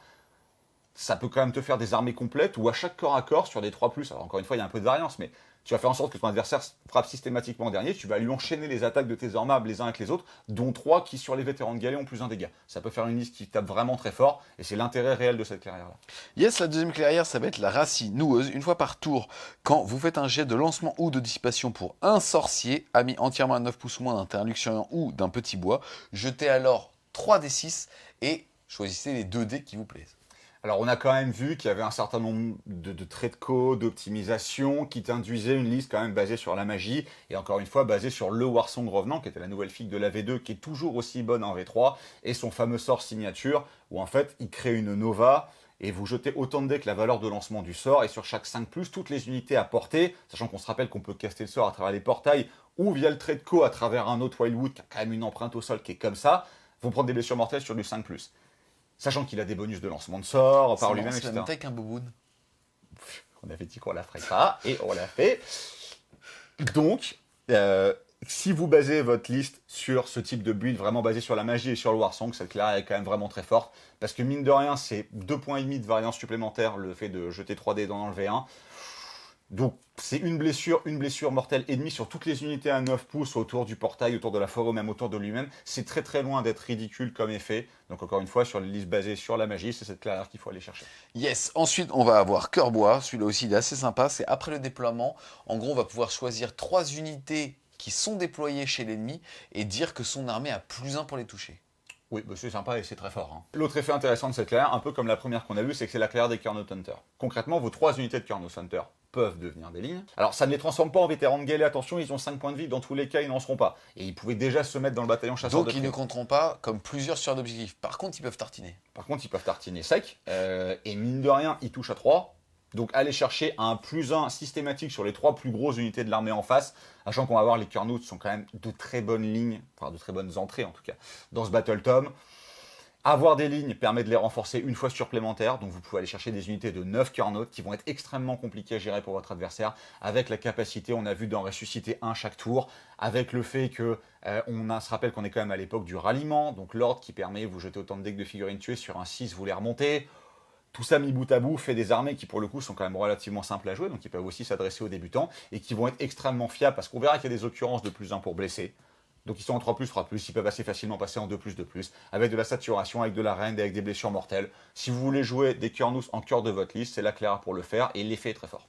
Ensuite, on va voir les Fer Corse, c'est tout simplement débloquer un ordre que l'intégralité de son armée va pouvoir donner. C'est un ordre qui peut être utilisé à partir du moment où on a une unité ennemie à 3 pouces ou moins de soi. Celle-ci va jeter un dé, et si c'est réussi, alors l'unité ennemie à 3 pouces prendra des 3 blessures mortelles. Alors déjà, le problème, c'est qu'il y a un jet de dés. C'est quand même un effet qui n'est pas exceptionnel. Alors on peut le cumuler, mais les points de co, on en a quand même besoin pour beaucoup d'autres choses que faire des 3 blessures mortelles. En plus, sur un 2+, on peut le louper. Petite doléance sur cette clairière-là, alors elle vous permet de vous allier avec des Duardins, ça c'est le côté fluff, et c'est quand même relativement cool, parce que les autres clairières ne peuvent pas le faire. Maintenant l'effet est quand même relativement faible, alors à moins d'être un fan du lore, ou d'avoir une collection de Duardins et vouloir un peu mixer ses Sylvanettes avec ses Caradrons par exemple, ou son Fer Brasure City of Sigmar, l'effet est quand même vraiment pas fou, un point de co c'est cher payé, tu peux le rater en plus, alors même si tu peux le spammer, t'as pas envie de mettre 2 ou 3 points de co pour ça, ils auraient dû mettre chaque unité qui se fait charger prend automatiquement des 3, ça leur a peut-être un peu sauvé, là voilà, celle-là est quand même un peu en dessous, elle est quand même difficile à sauver. Ensuite, on va avoir Givrefeuille. Les unités ennemies à 3 pouces ou moins d'une unité Givrefeuille ne peuvent pas se replier. De plus, si on a choisi justement la saison, vous savez, ce petit mécanisme de saison hivernale ou de crépuscule, sous-entendu celle des 6 explosifs, alors les unités qui sont à 3 pouces ou moins de nous ne peuvent pas retourner justement en renfort stratégique. Alors je trouve ça marrant parce que le 6 explosif c'était Winterleaf avant, donc ils l'ont enlevé à Winterleaf, mais tu as un deuxième effet si tu as choisi la bonne saisonnalité. Je trouve le mécanisme hyper intelligent, très bien pensé, c'est dommage que les autres clairières n'aient pas des effets, on va dire, supplémentaires en fonction de la bonne saisonnalité. Alors concrètement c'est quand même vraiment pas mauvais d'empêcher les adversaires de se replier. Le deuxième effet qui se coule, il peut avoir l'air comme ça, c'est anecdotique, mais on pense à des Manfred, on pense à d'autres unités Sylvanettes qui pourraient arriver, nous taper et vouloir repartir. Donc en fait, ils ne peuvent pas le faire. Donc l'effet est quand même vraiment très fort. Donc si vous jouez Winterleaf, vous jouerez systématiquement la saison de guerre Crépuscule et vous retournerez chercher vos 6 explosifs, donc vous serez comme avant. J'aime vraiment beaucoup celle-là. Elle est quand même dure à jouer, parce qu'on sait ce qu'on a rappelé sur il faut être sur des bulles de 6, etc. Mais l'effet est quand même vraiment très fort. Et empêcher l'adversaire de se désengager quand on sait qu'on peut mettre des frappes toujours en dernier, que nous-mêmes on peut s'enfuir, etc. J'avais toujours eu un flip pour Winterleaf, ça n'a pas changé. Il y en a d'autres qui sont très très bonnes derrière, mais dans une armée, on va dire, pas construite autour d'une unité, comme on a vu pour les Trilords ou pour les Durtu, ou comme on verra derrière pour la cavalerie, sur un build un peu plus global, empêcher l'adversaire d'aller là où il veut, empêcher les Night Taunt de désengager charger. Je ne sais pas si vous avez déjà joué contre un Night Taunt, mais c'est très très fort. Les empêcher de faire ça et donc de mettre leur gameplay en place, de cumuler leurs bonus, de charge, etc. Je la trouve vraiment très forte. Peut-être aujourd'hui, c'est une des celles que je trouve le plus méta. Yes, ce qui est rigolo, c'est que depuis tout à l'heure, on parle de skill cap, on parle de ça. Mais imaginez juste en fait le cas où vous chargez avec 2 unités, ce qu'on appelait historiquement en V2 les charges en coin. Sous-entendu, vous avez une ligne qui fait ça. Aide-moi, fais comme ça. Voilà, vous avez une unité qui va charger là, une unité qui va charger là, et en fait ça va faire des nœuds au cerveau à votre adversaire, puisqu'en fait vous allez activer une première unité, elle va se barrer, lui il va certainement retirer ses pertes à gauche ou à droite, vous êtes éligible à vous activer avec cette unité s'il avait retiré cette main-là, mais si jamais vous arrivez à rentrer dans les 3 pouces de cette unité, elle ne pourra pas se désengager avec les figurines restantes, et quasiment, en fait, et il pourra quasiment taper avec personne sur celle-là. Donc en termes de skill cap et de jouissance sur les mouvements, c'est super fort. J'espère qu'avec cette démonstration et mon assistante, On vous a convaincu. Non, mais tu as tout à fait raison, encore une fois. On voit aussi dans les clairières des gameplays qui sont plus simples, donc basés sur les Trilords ou basés sur les Kernoots, où en fait c'est les War Scrolls qui vont faire la force de l'armée et les interactions type je peux les ressusciter, ou alors ils ont juste des stats qui sont très impressionnantes. Là on rentre dans la plus grande subtilité du Battle Tom, où tu as des unités qui frappent très fort mais qui sont très fragiles, et tous ces mécanismes de tricks, de mouvement et la micro-gestion qui fait quand même tout le sel d'AOS, maintenant que c'est redevenu un jeu de corps à corps, voilà, j'adore cette clairière, je l'adorais déjà et ça n'a pas changé. Et t'adores le Boboon? Ensuite, on va avoir la clairière Affrebois. Là, une fois par bataille, on va être capable d'utiliser l'aptitude soit pour se TP d'une forêt à l'autre 2 fois, soit tout simplement pour pouvoir justement taper et se désengager. La seule contrepartie, c'est qu'une des 2 unités doit être justement des fiels revenants. Alors, Fiel Revenant, c'est les anciens Spite Revenants, c'est les parias, c'est l'ancienne clairière Dreadwood, donc basée en fait sur Drisha et tous ces outcasts, en fait les Sylvanettes, qui sont devenus fous, qui détestent toutes les autres formes de vie et qui ont décidé de tous les tuer. C'est un peu les effets malfaisants des bois. Ça a toujours été une clairière qui a tourné autour de malus en bravoure. Comme les unités ne sont pas intrinsèquement très très fortes, il y avait souvent des règles autour en fait de ces unités-là pour les rendre vraiment bien. Cette nouvelle itération de la tentative de sauver Dreadwood me paraît pas dingue à cause d'une fois par bataille. Je trouve ça malheureusement un peu restrictif. Une fois par tour, ça aurait été quand même vraiment mieux. Alors évidemment, les parias, donc les Spite Revenants, deviennent des lignes dans cette allégeance-là. La règle ne va pas suffire à les sauver. C'est plus le fait que, effectivement, l'unité emblématique devient une ligne. Et dans ce cas-là, elle peut rentrer parce que ça devient des vétérans de galets, donc ils peuvent commencer à compter pour toi sur les objectifs. C'est ça qui va la sauver plutôt que la règle en elle-même, qui est forte en soi, mais qui est restreinte à une fois par bataille. Donc vous avez vraiment intérêt à l'utiliser parfaitement au bon moment. Sinon, c'est quand même beaucoup plus compliqué. Le Spite Revenant est correct sans être une unité exceptionnelle non plus. Un petit sentiment de pas assez sur cette clairière-là. Yes, ensuite on va avoir Belle Moisson. Après le déploiement, mais avant le premier round de bataille, vous pouvez déplacer chaque unité de l'ancien coursier fiel et de Vener Revenant à mi de jusqu'à 12 pouces. Et il est précisé que si votre adversaire a des mécanismes similaires, alors ça sera alterné. Bah, c'est super fort. Parce que on a vu sur Nurgle, il y avait le Drone Man qui te donnait ça sur les mouches, et c'est l'allégeance qui a été jouée partout, en compétitif, en amical, ce genre de choses. Bah là, c'est même pas un mouvement d'avant-garde de 8, c'est un mouvement d'avant-garde de 12. Ça transforme les 2 nouvelles unités de cavalerie libellule en ligne, donc tout ce qu'on a envie d'avoir dans cette nouvelle saison. Alors, ils ont des montures et ils ont plus de 4 PV, donc ce ne sera pas des vétérans de galets, mais ils bougent de 16 en volant. Donc il faut imaginer le mouvement d'avant-garde de 12, et après un mouvement de 16 en volant. Avec les zones de déploiement des nouvelles tables, vous touchez littéralement n'importe quoi en face. Les unités sont quand même très fortes, elles tapent toujours en premier quand elles chargent, elles peuvent se replier derrière. Si vous voulez jouer de la cavalerie, cette clairière est faite pour. Enfin, excuse-moi, mais juste, encore une fois, tes petites mains, non, pas besoin des mains, mais juste imaginez, vous avez l'initiative ou l'autre vous le laisse, vous faites vos mouvements pré-game, vous allez pulvériser une unité et vous vous barrez. Oui. Puisque ça sera la seule unité au corps à corps. Si on est à portée d'un arbre, là pour le coup c'est pas si facile si on est snipé pile dans le territoire de l'adversaire. Mais effectivement, il y a un gameplay qui est extrêmement nerveux, qui n'existait pas avant Sylvanette, parce que mine de rien, t'avais la téléportation, mais t'étais lent. Là, tu vois quand même. C'est ultra anxiogène pour son adversaire. Ah oui, c'est anxiogène, parce que quand ils tombent dessus, ils sont anxiogènes aussi. On verra le profil tout à l'heure, mais ça tabasse très fort. Et on s'était dit, chouette, une unité extrêmement mobile dans une armée qui manquait un peu de réelle mobilité en dehors de ses téléportations. Combiné au fait que là, ça va devenir des lignes, donc on peut jouer des gros régiments. Ils ont une règle qui leur permet de rallye très bien, donc en plus tu as envie de faire des gros régiments pour leur donner la possibilité de faire des gros rallyes, parce que les rallyes à 5 quand t'es 3, c'est souvent peu utile. Par contre quand t'es 9, c'est plus du tout la même mayonnaise, et le mouvement d'avant-garde qui t'est donné, c'est pile ce qu'il fallait en fait pour que cette unité devienne extrêmement mobile, extrêmement létale. C'est là que tu arrives sur le gameplay idonette dont je parlais un peu avant. Typiquement les Morsards faisaient ça, aujourd'hui tu vas les faire avec ces unités de cavaliers sur Libellule, qui sont quand même vraiment top.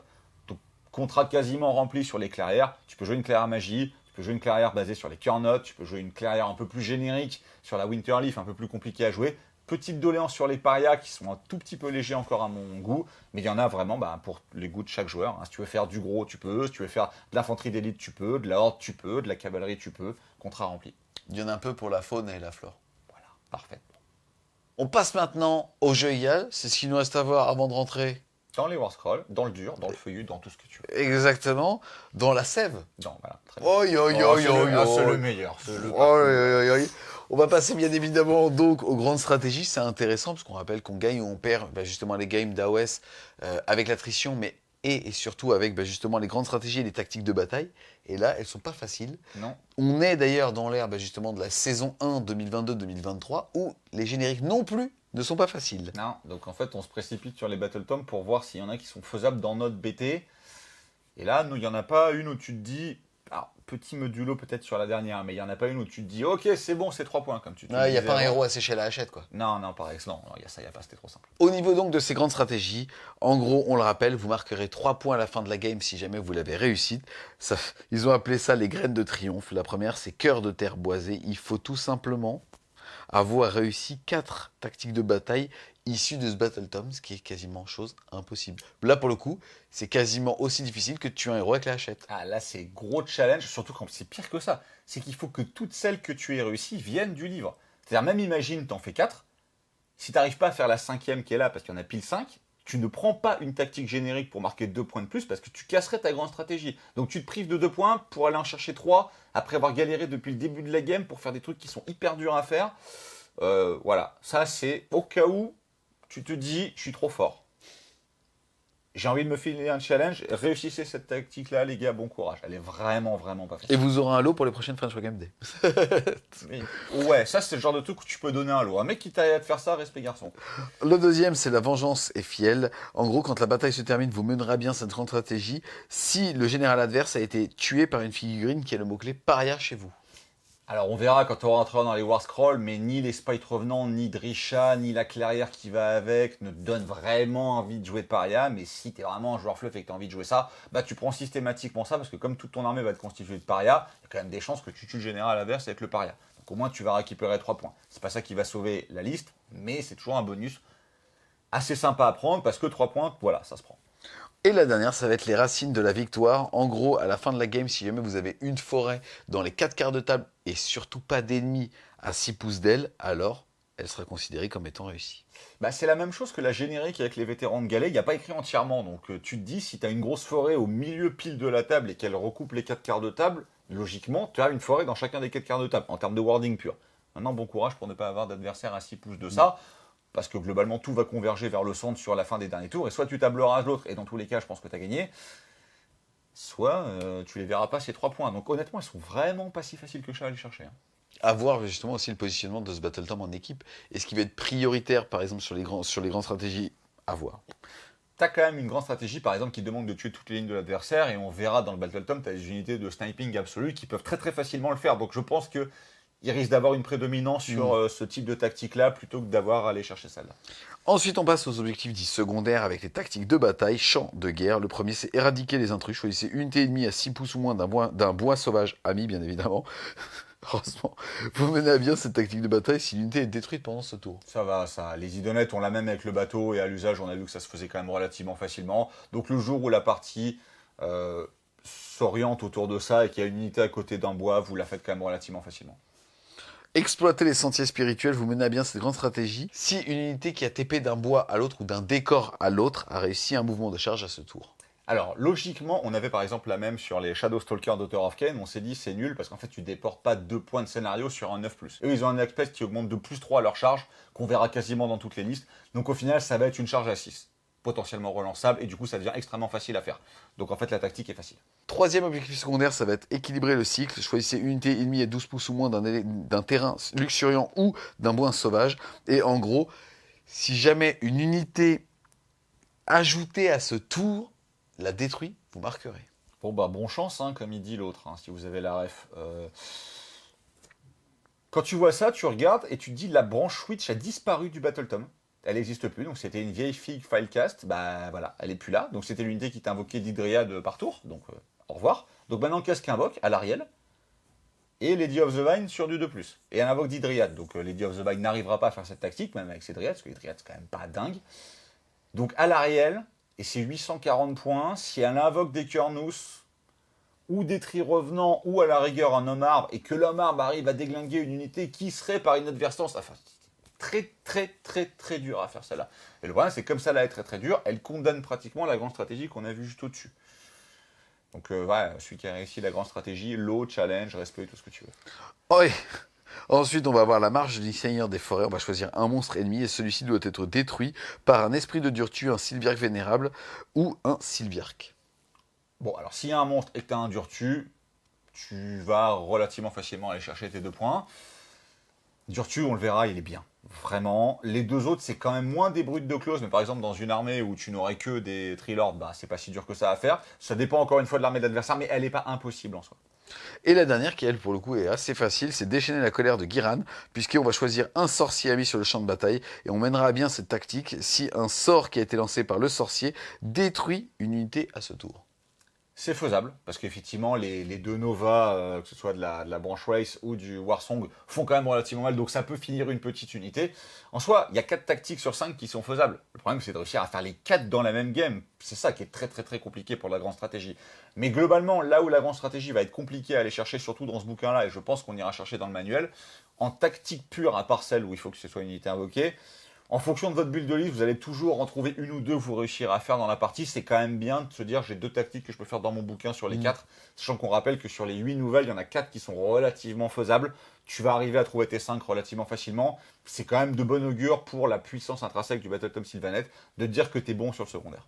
On va maintenant rentrer Dans le dur. du Battle Tom, et on va passer justement à la putain de déesse, une des figurines les plus iconiques qu'on a justement sur Warhammer Age of Sigmar. Derrière Morati, ouais. Bien sûr, bien sûr, bien sûr. Et le petit Sam me l'aurait dit derrière Nagash, et j'aurais fait bien sûr. Non. Devant Nagash. Bien évidemment, on va parler de Alarienne, la reine éternelle, celle qui a regardé Nurgle et qui a fait... Tu reposes le boboon. C'est pas tout à fait passé comme ça. Elle vaut 840 points, c'est une déesse, ça c'est génial. Petit coup de gueule, avant que tu nous expliques un petit peu les mécanismes en termes de trad. Il n'y a pas tellement d'erreurs au niveau du BT, mais il y a quand même une couille. C'est, excusez-moi, mais rituel de vie. En gros, une fois par bataille, elle va être capable de dire que tous les terrains sont considérés comme des terrains luxuriants. Et comme en fait les traducteurs ont vu justement en anglais terrain luxuriant avec les règles de terrain luxuriant, ils sont permis de retraduire, et ce qui a fait que les joueurs débutants ne vont juste pas comprendre cette règle, puisque en gros, jusqu'à la fin du tour, tous les éléments de terrain sur le champ de bataille qui ne sont pas déjà traités comme des éléments de terrain luxuriants sont considérés par votre armée comme des éléments de terrain envahis de végétation. Donc le envahi de végétation, il faut le comprendre luxuriant, overgrowth en anglais, c'est-à-dire les 3 terrains que vous transformez au début, où toutes les règles qu'on a vues, vous pouvez vous téléporter, ou vous replier après avoir chargé, à portée de terrain luxuriant. Donc ça fonctionne bien pour ces terrains envahis de végétation. La règle est très forte, et c'est une des nouveautés du War Scrolls, qui explique aussi sa hausse considérable de coup en point. À bien maîtriser, parce qu'il faut le faire au bon tour. L'effet est extrêmement fort quand vous le comprenez bien. C'est pour ça qu'on s'est permis cette petite parenthèse. Après, Alarielle n'a pas changé. Elle a toujours la capacité de se healer de 2d6. Donc c'est quand même relativement bien quand on a 16 points de vie et une sauvegarde à 3.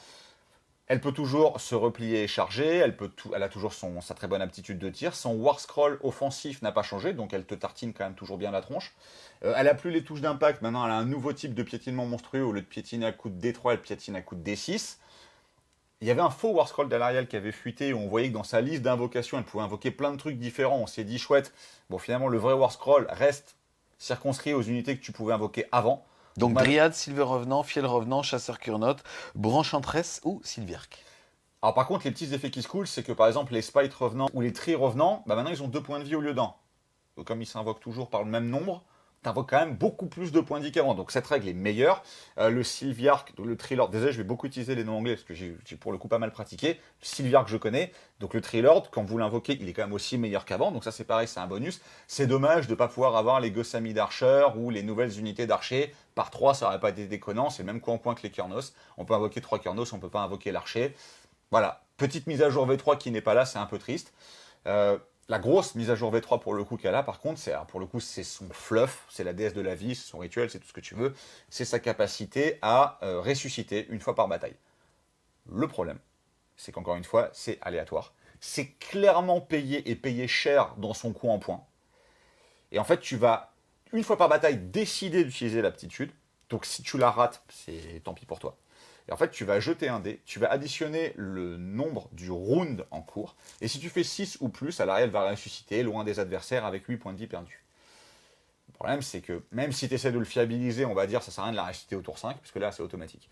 Mais si tu veux la ressusciter tour 3, tour 4, ça va rester un 3+, ou un 2+. Et c'est le moment où tu vas faire ton meilleur as, et c'est le moment où tu dis que tu as payé 200 points trop cher. Ça aurait été bien que ce soit, alors soit automatique, 2 tours après sa mort, ou tu vois, quelque chose comme ça, soit laisser la possibilité de le tenter plusieurs fois. C'est-à-dire, tu fais un, et tant pis, c'est moche, elle va pas arriver à ce tour là où t'en aurais eu besoin, mais elle va arriver au prochain tour. Et en fait, ces 2+, on va les retrouver sur les Gossamis d'Archer, on va les retrouver sur la Lady of the Vine. On les a déjà vus précédemment. Certaines games vont se jouer sur 16% de chance, ou 16% de malchance en l'occurrence, Ouais. et c'est là où ça pique un peu. Voilà, c'est ma seule doléance sur le Battle Tom, mais j'insiste un peu dessus, parce que c'est payé dans le coin en points. Clairement, avant, elle était à 740, là, elle a pris 100 points, ça vient de ça. Voilà. Ça et le fait de transformer tout en terrain envahi de végétation, mais ça vaut pas 100 points, ça. Ce qui vaut 100 points, c'est la capacité de faire ressusciter ce gros châssis, parce que, alors, elle ressuscite à la fin de la phase de héros, donc elle ne peut pas se re-soigner tout de suite derrière. Mais il faut imaginer qu'elle va rester à 8 points de vie. Sur un double tour, elle va se rehealer de 2d6, elle va se lancer le sort, parce qu'elle connaît tout le domaine. C'est toujours un sorcier de niveau 3. Pour se remettre des 6, c'est bon, c'est terminé, elle est à nouveau full vie. Il faut la regérer une deuxième fois, ce qui est quand même pas simple. On rappelle que voilà, elle sauvegarde à 3, ce qui est quand même vraiment très sympa. Elle a toujours son sort de métamorphose qui fait autant de blessures mortes, enfin vous jetez autant de dés que la valeur du sort. Sur chaque 3+, vous faites une blessure mortelle. Alors, il n'y a plus le glitch du trône de vigne, mais globalement, ce sort fait quand même 5-6 blessures mortelles, ce qui est très fort. Si vous tuez l'unité, vous créez un petit bois. Donc là, il est bien précisé, un petit bois, donc c'est un croissant. Pas le droit d'en faire plus. Mine de rien, ça veut dire que ça se faufile quand même relativement bien et ça vous fait un point d'ancrage de téléportation ou de repli si elle décide de charger derrière l'unité qui était à côté. Du coup, elle sera à portée de son bois, elle pourra se réenfuir, etc. Un peu cher, je pense. Elle a un peu le même problème que Nagash ou Archaon, c'est-à-dire que la pièce vaut ses points, surtout si on rate pas le jet de résurrection, sinon elle les vaut pas. T'as quand même vraiment envie qu'elle invoque avant de mourir, mais encore une fois, avant, tu pouvais dire, ah, je l'ai payée, elle est morte avant d'invoquer. Là, t'as quand même, entre guillemets, le garde-fou de se dire, elle peut ressusciter, donc je peux refaire mon invocation plus tard. Maintenant, elle est quand même assez difficile à rentrer dans les listes. Il y a beaucoup de bonnes choses qu'on a envie d'entrer. Comme on l'a dit, l'armée sylvanette est quand même relativement chère en points. Donc c'est difficile de tout rentrer. Et quand tu rentres, elle, pour avoir de la présence sur table, parce que tu en as quand même besoin, on rappelle qu'il y a des objectifs à contrôler et qu'elle ne compte que pour 5. Tu rentres pratiquement aucun héros à côté, et c'est quand même tous les héros sylvanettes qui pour la plupart sont très très bons, qui font un peu le sel de ce battle tom là. Donc un tout petit peu mitigé sur Alarielle. Maintenant si vous l'avez, comme la fille que tu l'as dit, est absolument folle, si vous avez envie de la jouer, elle se justifie, mais je la mettrai pas forcément dans toutes les listes. On enchaîne ensuite avec la figurine qu'on avait découvert et qui est quand même vraiment super belle, hein, pour le coup. Elle est volante, cette figurine. Hein. Elle est aérienne, qui était sortie dans la boîte, justement, Sylvanette Skaven. C'est la Dame des Servants. Elle vaut 335 points. Qu'est-ce que tu peux nous dire sur cette petite madame? Alors déjà un tout petit peu de fluff. Elle est présente dans le fluff depuis le tout début. En fait, quand Alarielle a été sur le point de perdre la guerre de la vie contre Nurgle, elle s'est transformée en toute petite graine. Et c'est cette fameuse dryade qui a trimballé la graine d'Alarielle jusqu'à ce qu'Alarielle se réveille, prenne sa forme guerrière, monte sur son scarabée et devienne la déesse qu'elle est aujourd'hui. C'est Groot. Oui, c'est Groot. Voilà. Et en termes de figue, avant c'était une petite amadryade toute seule. Faut imaginer qu'Alarielle a récompensé sa championne, parce que maintenant la figue est dingue, et elle a un profil qui va avec un profil qui est vraiment très sympathique pour le coup, même si d'habitude on a souvent des petites doléances sur les profils hybrides, sorciers, guerriers, totem, buffer. Elle fait quand même tout relativement bien. Donc c'est quand même une sorcière qui a un sort qui est très bon, avec une protection à 5 en zone. Donc on a vu qu'à part la saison de guerre, qui si tu n'as pas rechargé à portée d'une forêt ou d'un luxuriant, tu as une ward à 6, elle te donne en zone, alors à 7, hein, c'est pas facile à lancer. C'est un nommé unique, donc tu peux pas l'optimiser.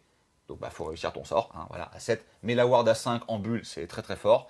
Elle a un profil de corps à corps et de tir qui est très correct aussi. Elle a un châssis mine de rien de tanking qui est très honnête aussi, encore une fois, avec 10 points de vie et sauvegarde à 3, la possibilité de se soigner, ce genre de choses. Elle compte comme étant une forêt. Alors attention, ce n'est pas une forêt. C'est-à-dire que vous ne pouvez pas vous retéléporter sur elle ou ce genre de choses. Par contre, les unités qui ont des bonus, je pense notamment aux dryades ou aux durtus, qui ont des bonus à portée d'une forêt, à portée d'elle, vont avoir ces bonus-là. Donc mine de rien, ça c'est quand même un effet qui se coule, qui est assez sympa. Et alors l'autre effet, c'est encore une fois un petit coup de gueule, c'est elle peut invoquer d'Hydriade. Donc pour le coup, ça la rend extrêmement rentable pour son coup en points. Elle vaut 325 points. Donc si vous invoquez les d'Hydriade qui valent donc 100 points, elle vaut 325 moins 100, elle vaut 225. Elle les vaut largement. Le problème, c'est que l'invocation de Dryade, c'est du 2+, que c'est pris dans son coin en points. Et quand vous allez faire 1, vous allez avoir payé peut-être virtuellement jusqu'à 100 points, malheureusement pour pas grand-chose. Donc encore une fois, même petite doléance que sur Alarielle. Mais après, elle coche tout ce qu'on attend d'une entrée Elle d'AOS. tartine au corps à corps. Alors, pour 225 points. Elle fait quand même 7 patates sur du, en gros, 3+, moins 1 D3 ou moins 1 2. Ah non, mais Elle cause, hein. Elle a un bon châssis de corps à corps, elle a un bon sort, elle a un bon effet totem, elle invoque en plus des dryades, elle tank relativement bien. C'est une très très bonne entrée. C'est une nouvelle entrée du Battletom, donc en plus on est content de la voir. Elle coche quasiment toutes les cases. En plus, la figue est dingue. La petite doléance, c'est qu'à coup en point pratiquement équivalent, à 10 points près, elle va malheureusement un peu écraser l'entrée suivante, qui avait déjà un peu du mal avant. On va parler de Drisha Amadreth. Amadreth. Donc Drisha, c'est l'esprit amer par excellence, c'est la reine des parias. C'est le mal nécessaire dont Alarielle se sert quand elle a besoin un peu d'utiliser les basses besognes des Sylvanettes et d'aller tuer des petits villages isolés sur les côtés sans que Sigmar soit trop au courant.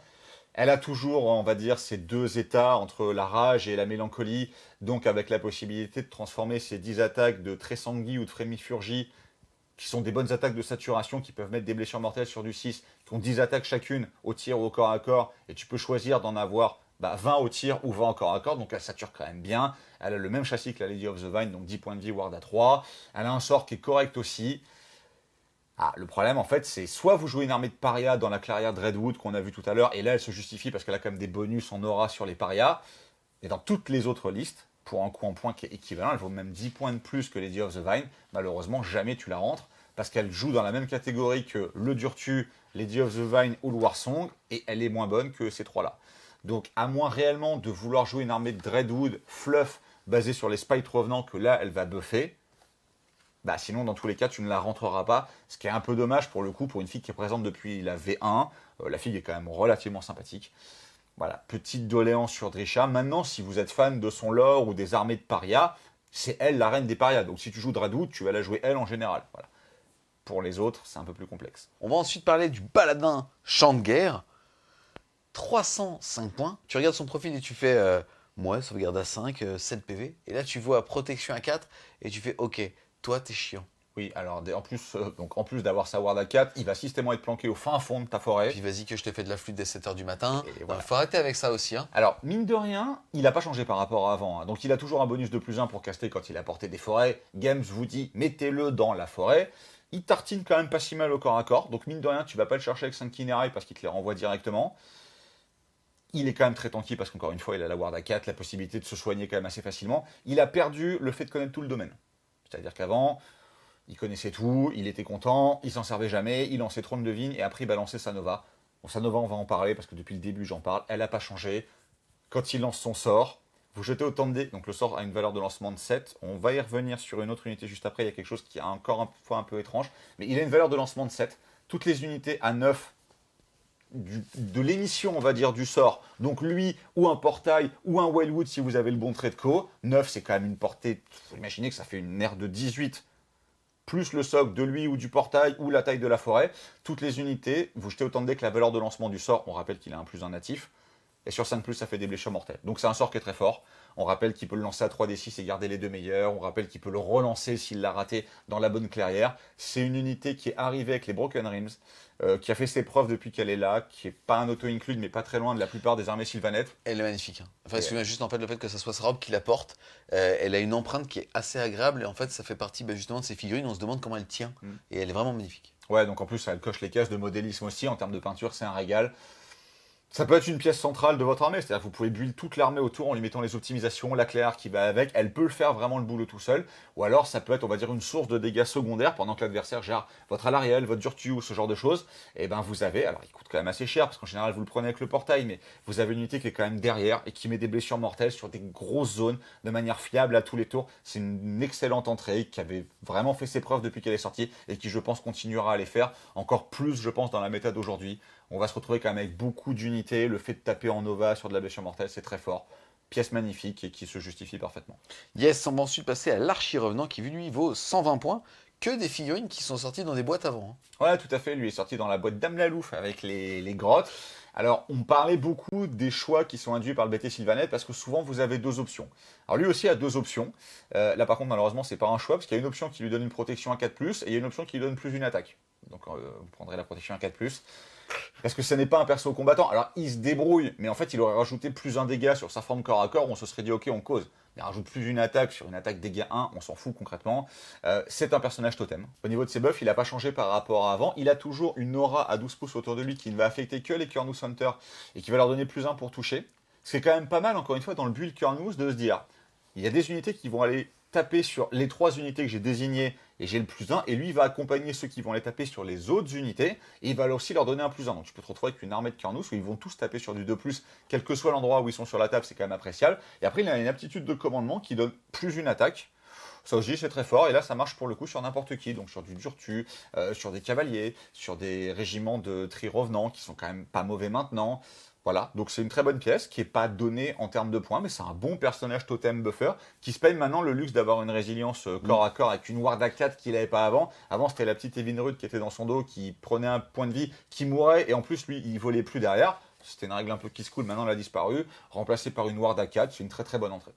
On va ensuite passer, tout comme Alarielle a fait le sel, on va dire, du BT, là il y a énormément de personnes qui ont voulu y aller pour jouer Sylvebarbe, enfin Sylvebarbe en Super Saiyan. Ouais. Clairement, on va parler donc de l'esprit de Durtu. Il vaut 370 points, mais là je crois, on peut le dire, on est sur une machine à peindre. Oui, mais oui, puis lui, il te fait tout en fait. Il a gagné 2 points de vie. C'est-à-dire que maintenant, ils sont à 14 PV, il a toujours sauvegarde à 3, son profil est toujours aussi bon qu'avant, c'est-à-dire qu'il tabasse aussi fort qu'avant. Alors, il n'a plus qu'une attaque à portée, on va dire, des terrains luxuriants ou des forêts, là où avant, il en avait plus d'eux. Mais mine de rien, son tableau dégressif est beaucoup plus agréable, c'est-à-dire qu'avant, tu perdais 3 points de vie, tu passais directement de 6 à D6. Aujourd'hui, il faut perdre plus de 6 points de vie pour tomber en dégressif. Alors, malheureusement, il retombe dégressif à D6. Là où, par exemple, la queue de Moratti, enfin son attaque de dard, tombait de 6 à D6, et maintenant tombe de 6 à 5, ce qui était plus logique. Lui, il est malheureusement toujours à D6, et on n'est plus dans la saison où tu peux claquer un point de commandement et taper à profil maximal. C'est la seule petite doléance sur lui. Maintenant, bon, il tape quand même vraiment extrêmement fort. On rappelle que tu peux le rendre éthéré, on rappelle que tu peux lui donner un artefact pour qu'il ait des 3 attaques supplémentaires, ce qui est quand même vraiment très très bien. Si tu veux vraiment faire de l'overkill, tu peux même aller lui chercher arme enflammée si tu as envie de taper des gassettes. Ça, c'est le dégât flat le plus violent de tout le jeu. Là où il est beaucoup plus fort qu'avant, c'est le fait que maintenant, son nouveau piétinement, il pouvait déjà avant donner du fight last, donc du frappe toujours en dernier, mais maintenant il le fait en action monstrueuse, et on ne peut pratiquement plus s'en prémunir aujourd'hui, parce qu'encore une fois, on n'a plus le bataillon Hunter of the Heartland, et sur 3+, il met frappe toujours en dernier à une unité, ce qui est extrêmement fort en termes de séquençage, parce qu'on commence à voir arriver le je mets 2 ou 3 unités au corps à corps, fin de phase de combat, lui il va te faire frappe toujours en dernier, donc il pourra taper plus tard. L'autre unité, je vais l'activer elle d'abord. Elle va taper, elle va s'enfuir. À toi d'activer une unité. Celle-là n'a plus d'unité au corps à corps parce que je me suis enfui. Il te reste celle qui est au contact du Durtu, mais elle frappe toujours en dernier, donc je vais activer mon Durtu. Et tu te retrouves à activer 2 unités à la suite. Imaginons que tu aies 2 Trilords qui ont réussi leur frappe toujours en dernier, tu peux en activer 3. Imaginez que tu as les cavaliers qui frappent toujours en premier, tu peux même en activer 4. Donc tu n'es pas très loin d'être en luminette avec les 2 unités qui frappent à la suite. Et si tu ajoutes bien tous les effets les uns après les autres, tu peux même devenir un idonette et faire activer quasiment toutes tes unités. Donc il faut bien le faire, mais c'est quand même vraiment très fort. Donc il frappe fort. Il tire quand même pas mal. Voilà, il est là pour démolir l'armée adverse et il le fait quand même relativement bien. Et si jamais on le compare justement au Sylviarque Vénérable qui lui a coûte 10 points de moins. C'est différent. Alors, le Sylviarque Vénérable se débrouille quand même pas mal en termes de tir et de létalité de corps à corps. On est loin d'un Durtu, mais il n'est pas là pour ça. Mais il a toujours ces 2 effets qui sont très bien. C'est que c'est un sorcier et que son sort est vraiment bien. Donc, son sort, vous allez choisir un Wildwood et toutes les unités à 3 pouces du Wildwood vont prendre des 3 mortels. Encore une fois, c'est une grosse empreinte au sol et ça fait mal. C'est pas la Nova du Warsong, mais ça fait mal. Et lui, de manière fiable, donc sans avoir à passer par un sort, sans avoir utilisé l'optimisation d'artefacts pour en créer un, il va vous créer donc un petit bois, donc un seul élément, donc un croissant, mais de manière fiable. Voilà. Donc je le trouve vraiment bien. Après, le problème, encore une fois, c'est que tous ces personnages sont dans les 300 points. Et tu ne peux pas rentrer le Warsong, la Lady of the Vine, le Durtu et lui. Parce que plus de 1200 points sur ces 4 personnages-là, c'est compliqué. Ils rentrent extrêmement bien dans les builds où tu n'as que des Sylviarques. Dans une liste d'armée globale, c'est lui, le Warsong ou la Lady. Et je pense qu'il y a des vrais choix à faire. Maintenant, il vaut son coup en points. Parce qu'encore une fois, son sort est fort. Il a quand même un très bon profil. Encore une fois, comme l'a dit, un profil un peu hybride, mais avec 14 points de vie, la possibilité de se soigner, une sauvegarde à 3, et il tartine relativement bien corps à corps. Donc sur du petit format, ou si vous voulez un général un peu polyvalent, capable de faire beaucoup de choses, il se défend totalement. D'accord. Et le fait est qu'il est tressé ses poils pubiens, ça choque personne. Je ne commenterai pas ça. Moi je vais le commenter. On va en parler tout de suite de ça. Il a une barbichette. La barbichette, c'est là. Et c'est la qualité d'une tresse. Vous regardez, au niveau de son slibard, il a la même tresse, donc ça vient de ses poils pubiens. Ça choque personne. Dernier gros arbre, ça va être le Sylviarque qui partage le kit, en tout cas avec la barbe pubienne. Et elle, lui, il vaut, ou elle valent beaucoup moins cher puisqu'elle est à 260 points. Alors lui, c'est un behemoth non leader. Donc effectivement, vous ne pouvez pas le customiser, vous ne pouvez pas lui donner de trait de commandement ou d'artefact. Il a le profil classique qu'on a vu avant. Sa petite spécificité, c'est que comme il a des racines étrangleuses, s'il touche une unité donc avec ses attaques, cette unité ne peut pas faire de mouvement d'engagement. Alors, là où c'est très fort, c'est qu'on se rappelle de Winterleaf tout à l'heure et de ce qu'on a expliqué avec nos mains, là, le petit schéma.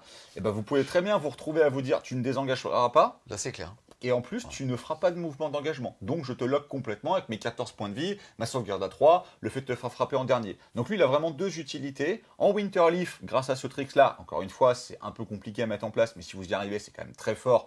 Il est bien. Et c'est la pierre angulaire des armées qui vont être basées sur la toute première clairière, où il devient une ligne. Donc, il perd le tag Behemoth et vous pouvez en jouer autant que vous voulez. Voilà. Donc, vous pouvez très bien vous imaginer une armée avec 4 ou 5 de ces gars-là, dont notamment 3 dans le bataillon qui leur ajoutent plus un dégât quand ils sont sur du vétéran de galet, avec un Sylviarque vétéran à côté, plus un Spirit d'Urtu à côté pour frapper. C'est une armée qui est loin d'être mauvaise, où vous avez quand même un peu de présence sur table parce que c'est des monstres, ils comptent pour 5, vous avez déclenché tous les piétinements monstrueux. Honnêtement, c'est une bonne entrée, on le voyait pratiquement jamais avant, à tel point que même à l'Ariel qui a la capacité d'en invoquer un, je crois que ça s'est quasiment jamais fait. C'est-à-dire, t'allais chercher soit les Dryades, soit les Kurnos. Aujourd'hui, lui, honnêtement, il se réfléchit par rapport aux autres entrées. Tu te dis pourquoi pas, à certains moments, pour aller mettre, encore une fois, l'effet frappe toujours en dernier, dont, je me répète, mais l'adversaire ne peut plus se prémunir parce qu'il n'y a plus Hunter of the Heartland. Je trouve que c'est une bonne entrée qui vaut ses points, qui a gagné 2 points de vie par rapport à avant. Donc honnêtement, le kit est pour le coup, le kit est vraiment génial parce que, il est dans la patrouille. Je pense qu'il le sera toujours dans la nouvelle.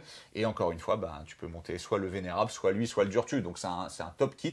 C'est les kits qui venaient de Battle. En gros, tu peux avoir soit un arbre qui a, t'as compris, soit un arbre qui a une épée, soit lui qui est peut-être le plus cohérent des arbres en fait. Oui, c'est le plus cohérent des arbres. Mais voilà, l'épée, il tartine quand même bien. Le Spirit of Durtu, je pense que c'est quand même le meilleur des 3 War Scroll. Parce qu'il est quand même vraiment extrêmement impactant au corps à corps. Maintenant, celui-là, on ne le voyait jamais avant. Aujourd'hui, honnêtement, je pense qu'il se réfléchit. On va ensuite passer justement à la branche Enchantress qui vaut que 120 points. Ah ouais, alors t'as bien raison d'insister sur le que, et encore une fois, on a vérifié la version anglaise, et c'est la même que la version française, donc il y a quand même un truc qui paraît étrange. Bon, alors c'est un profil d'un tout petit peu hybride corps à corps, elle a des bonus pour taper quand elle est au close, mais elle n'est pas là pour ça, c'est un lanceur de sorts. Et en fait, elle a, et c'est ça qui est choquant un peu dans cette version, elle a le même sort que le Warsong, donc la même Nova à 9 sur du 5+. Alors avant, c'était sur du 6. C'est logique, parce qu'en fait, elle s'est lâchée de Fiel Follet, et le Warsong Revenant, c'est turbo, énorme lâcher de méga fiel follet. Là, encore une fois, les noms des sorts sont différents, mais c'est les mêmes. Et en plus, elle le lance plus facilement. Bon, alors, la valeur de lancement a peu d'impact. Le but, c'est de faire le plus de dés possible pour lancer le plus de dés possible. Mais avant, c'était sur du 6+, là, c'est sur du 5+. Donc, soit la fac le change et le repasse à 6, comme c'était le cas avant, et elle est moyenne. Soit ça reste sur du 5, et honnêtement, tu te dis, si j'ai pas les points pour aller chercher un Warsong, et ben elle, en fait, elle va te faire le même boulot. Donc, alors évidemment, elle est beaucoup plus fragile. Elle n'a pas le bonus +1 natif pour lancer les spells. Mais du coup, il se lance à 5 son sort au lieu de se lancer à 7. Et quand tu le synergises bien, il fait le même taf que le sort de l'autre pour pratiquement 200 points de moins. Donc certes, elle est plus fragile, mais au final, quand tu es caché dans une forêt et que l'adversaire ne te voit pas ou ce genre de choses, c'est pas si grave d'être plus fragile. Donc à voir, est-ce que le sort se lance sur du 6 et l'entrée reste moyenne? Est-ce que le sort se lance réellement sur du 5? Comme c'est le cas encore une fois dans les versions françaises et anglaises. Et dans ce cas-là, je pense que c'est une super entrée et qu'on la jouera quasiment systématiquement. Parce que honnêtement, la Nova est très forte. Donc à réfléchir. Ensuite, on va passer aux archers Diapan. Ils sont jouables de 5 à 10, puisqu'on peut les upper qu'une seule fois. Et ils sont à 220 points. Alors, c'est une unité de harcèlement cordon, peut-être les plus chers du jeu. Maintenant, ils sont quand même vraiment très bons. C'est des tireurs qui vont te mettre des blessures mortelles à la touche, etc. Maintenant, ils sont quand même très chers. C'est 10 points de vie pour 220 points, donc tu es à 22 points le PV pour quand même des mecs qui ont une sauvegarde à 5, donc c'est extrêmement fragile. La règle qui les rend très forts, c'est que quand ils font donc un tir de contre-charge, sur 2+, ils peuvent faire un mouvement de repli derrière. Alors encore une fois, le problème c'est le 2+. Le jour où tu fais 1, tu as littéralement payé 220 points pratiquement pour rien. Donc ça c'est un peu dommage. Là où les Huracan Spirit of the Wind par exemple sont automatiques, donc sont forts, mais peuvent enclencher tous leurs mécanismes de je t'empêche de bouger, etc. de manière fiable, eux, il y a le moment où tu vas faire 1 et ça va te pourrir la game, et c'est un peu dommage. Après ils ont quand même une très bonne empreinte au sol, parce qu'à partir du moment où tu les joues par 5, donc à partir du moment où tu les joues par plus de 2 en fait, ils ont une cohésion de 2 pouces, donc ils peuvent vraiment prendre beaucoup de place, donc ils peuvent empêcher l'armée adverse de s'avancer. Quand l'adversaire les charge, ils mettent leur petit tir de contre-charge, ils mettent quand même des dégâts au tir, mais ils sont pas là pour ça. Ils sont là pour empêcher l'adversaire d'avancer, se replier derrière et te faire en fait un cordon de luxe très cher mais très mobile et vraiment très bon. Petite doléance sur le 2+. Là où en tout cas je trouve que c'est super intéressant, c'est qu'on est sur les unités de tirailleurs d'époque de Warhammer Battle, où en fait on avait besoin, on avait le droit de faire des espèces de petits nids d'abeilles quand on les positionnait, et je trouve ça assez mignon. Non, ils sont vraiment bien. C'est une des nouvelles entrées du Battletome. Encore une fois, ce BT, contrairement à beaucoup d'autres, a la chance d'avoir un certain nombre de nouvelles entrées. On a vu la Lady of the Vine qui est très bien. Les Gossamer Archer sont vraiment bien. Le kit est fou en plus. Maintenant, c'est ce qu'on disait, ils sont très chers. Donc, il faut vraiment bien les jouer pour les rentabiliser. Je parle même pas de la variance du fameux 1 qui va arriver à tout le monde, mais il ne faut pas les sacrifier n'importe comment. Et tu vois, par exemple, les armées qui ont du tir léger, je pense aux nouveaux Sybarites, Archers de Slanesh qui ont baissé en points, aux River des Aidennettes, ils vont rigoler face à ça. Ils vont les voir, ils vont dire tu vaux 220, moi je vaux entre 140 et 170, je lâche une volée de flèches et t'es mort. Mais sur plein d'autres armées qui n'ont pas les moyens de gérer au tir ou à la magie ce genre de petits cordons, si tu les joues bien, c'est une vraie plaie dans l'armée de ton adversaire. Ils sont chers, mais ils sont très bien, ils nécessitent beaucoup de doigté. Ça fait partie des unités à skill cap avancées de l'armée, je les trouve vraiment bien. On enchaîne ensuite avec un double kit. La première unité, ça va être les lanciers course fiel qui sont à 210 points les 3. Et on va ensuite avoir les veneurs Revenant qui eux sont à 235 points les 3. Et on précise que dans la bonne carrière, ça devient des lignes. Et donc on peut les jouer de 6 à 9, en tout cas de 3 à 9. Alors, les deux kits sont très intéressants à comparer parce qu'en fait, même si tous les deux, donc en belle moisson, deviennent des lignes, en fait, ils ne se jouent pas du tout de la même optique. Les premiers, c'est vraiment une unité de choc extrêmement mobile, donc qui bouge de 14 en volant, qui fait des mouvements d'engagement de 6 pouces. Alors, attention, ce ne sont pas des sisters d'Author of Kane, ils ne sont pas éligibles à effectuer des mouvements d'engagement à 6 pouces. Ils restent éligibles à effectuer des mouvements d'engagement à 3 pouces. Par contre, quand ils font ce mouvement d'engagement, ils le font de 6. Ce qui permet beaucoup de choses, notamment, comme ils volent, de survoler les unités adverses pour passer derrière, ou alors d'aller chercher, comme tu ne donnes pas t'éloigner de l'unité la plus proche, mais rien ne t'empêche de pivoter autour, d'aller chercher des petits personnages qui seraient mal placés. Ensuite, ils frappent quand même vraiment très bien, avec 4 attaques qui touchent sur du 3, de la reine -2, seule petite doléance du dégât 1. Mais on se rappelle qu'il y a un bataillon chasseurs de primes, dans lesquels tu peux les y mettre, parce que même si ce ne sont pas des vétérans de galets et que ça ne peut pas les devenir, même s'ils deviennent des lignes, ils sont éligibles à rentrer dans le bataillon chasseurs de primes, et donc ils peuvent avoir plus un dégât sur les vétérans de galets de votre adversaire.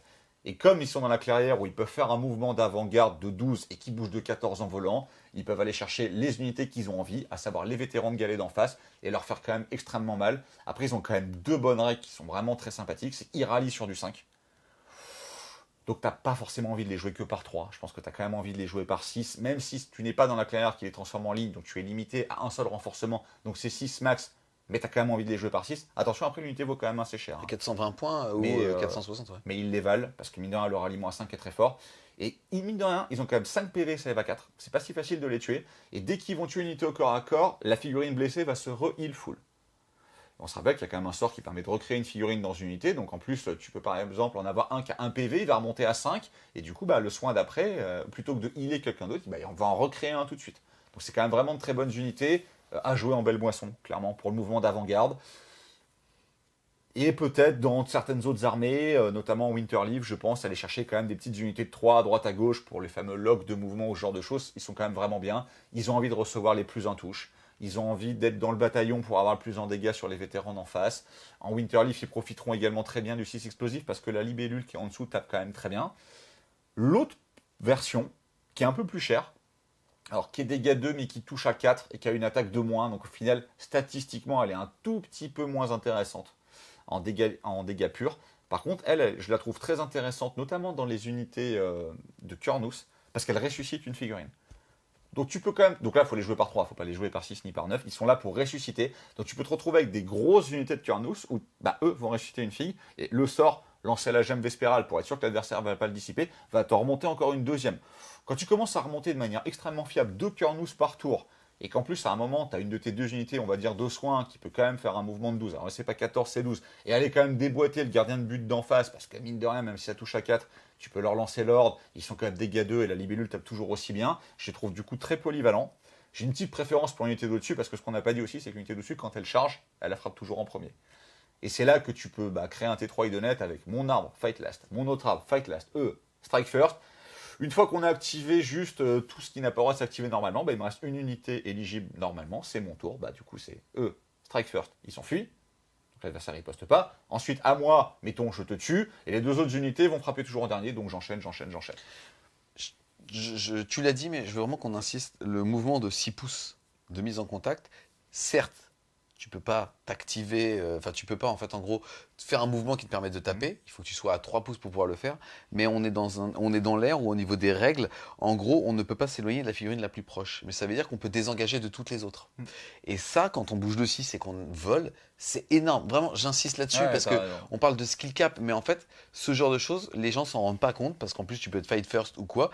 Et vraiment, il faut imaginer qu'on a 2 unités comme ça. On va charger celle-là et derrière, en fait, il suffit que ça tape ou quoi. Et en fait, on va être capable d'aller soit engager celle-là, soit au contraire de complètement se barrer et de mettre celle-là dans le vent, en fait, de l'avoir empêché un replay. Enfin, on peut tout faire en fait avec ça. C'est super fort, c'est super skill cap élevé. Enfin, vraiment, ça va être très frustrant à mon avis à affronter quand le joueur d'en face est excellent. Oui, alors c'est possible que contre un excellent joueur, cette unité soit dangereuse. Après, tous les joueurs qui aimaient les Morsards pour ce que les Morsards t'apportaient, cette unité est quand même vraiment au-dessus pour à peine 20 points de plus. Je pense que tu vas avoir une migration de la Murane à la Libellule. Ça reste de l'elfe, mais il y a un certain nombre de joueurs avec de net qui aimaient ce gameplay très nerveux, qui vont se diriger là-dessus. C'est une très belle adjonction en fait au roster d'armée des Sylvanettes, qui n'avaient pas ce type d'unité-là, qui sont très contents de les récupérer. En plus, le kit est quand même assez fou, hein, parce que pour le coup, j'ai eu la chance de le voir en vrai au French War Game Day. Les photos ne lui rendent pas hommage. Voilà, le kit est quand même vraiment dingue. Et l'unité a quand même des règles hyper intéressantes. Les 2 versions du kit sont bien. Encore une fois, elles ne se jouent pas dans les mêmes armées. Et comme tu as dit, la première unité, donc on va dire celle qui frappe, a quand même vraiment un skill cap hyper élevé. Et quand tu la maîtrises très bien, tu peux faire de vraiment très belles choses avec. Voilà, c'est super en fait dans un nouveau BT d'avoir des nouvelles unités qui t'apportent vraiment un renouveau de ta manière de jouer. Il faut imaginer que en Belle Moisson, donc dans la clairière, l'ancienne Harvest Boon, tu peux te faire une armée full cave. Parce que tu n'hésitais pas du tout en Sylvanette avant. Là, tu peux avoir une armée full cave. Je trouve ça assez génial. Ouais, mais tu sais ce qui va se passer. Tu vas en acheter 30, ça va devenir nul, et puis tu n'auras plus d'armée. Et c'est possible, en tout cas pour Je l'instant. précise que je vends des murènes, si vous n'aviez pas compris la blague. À noter qu'on peut sauver les Murènes, mais c'est un autre débat.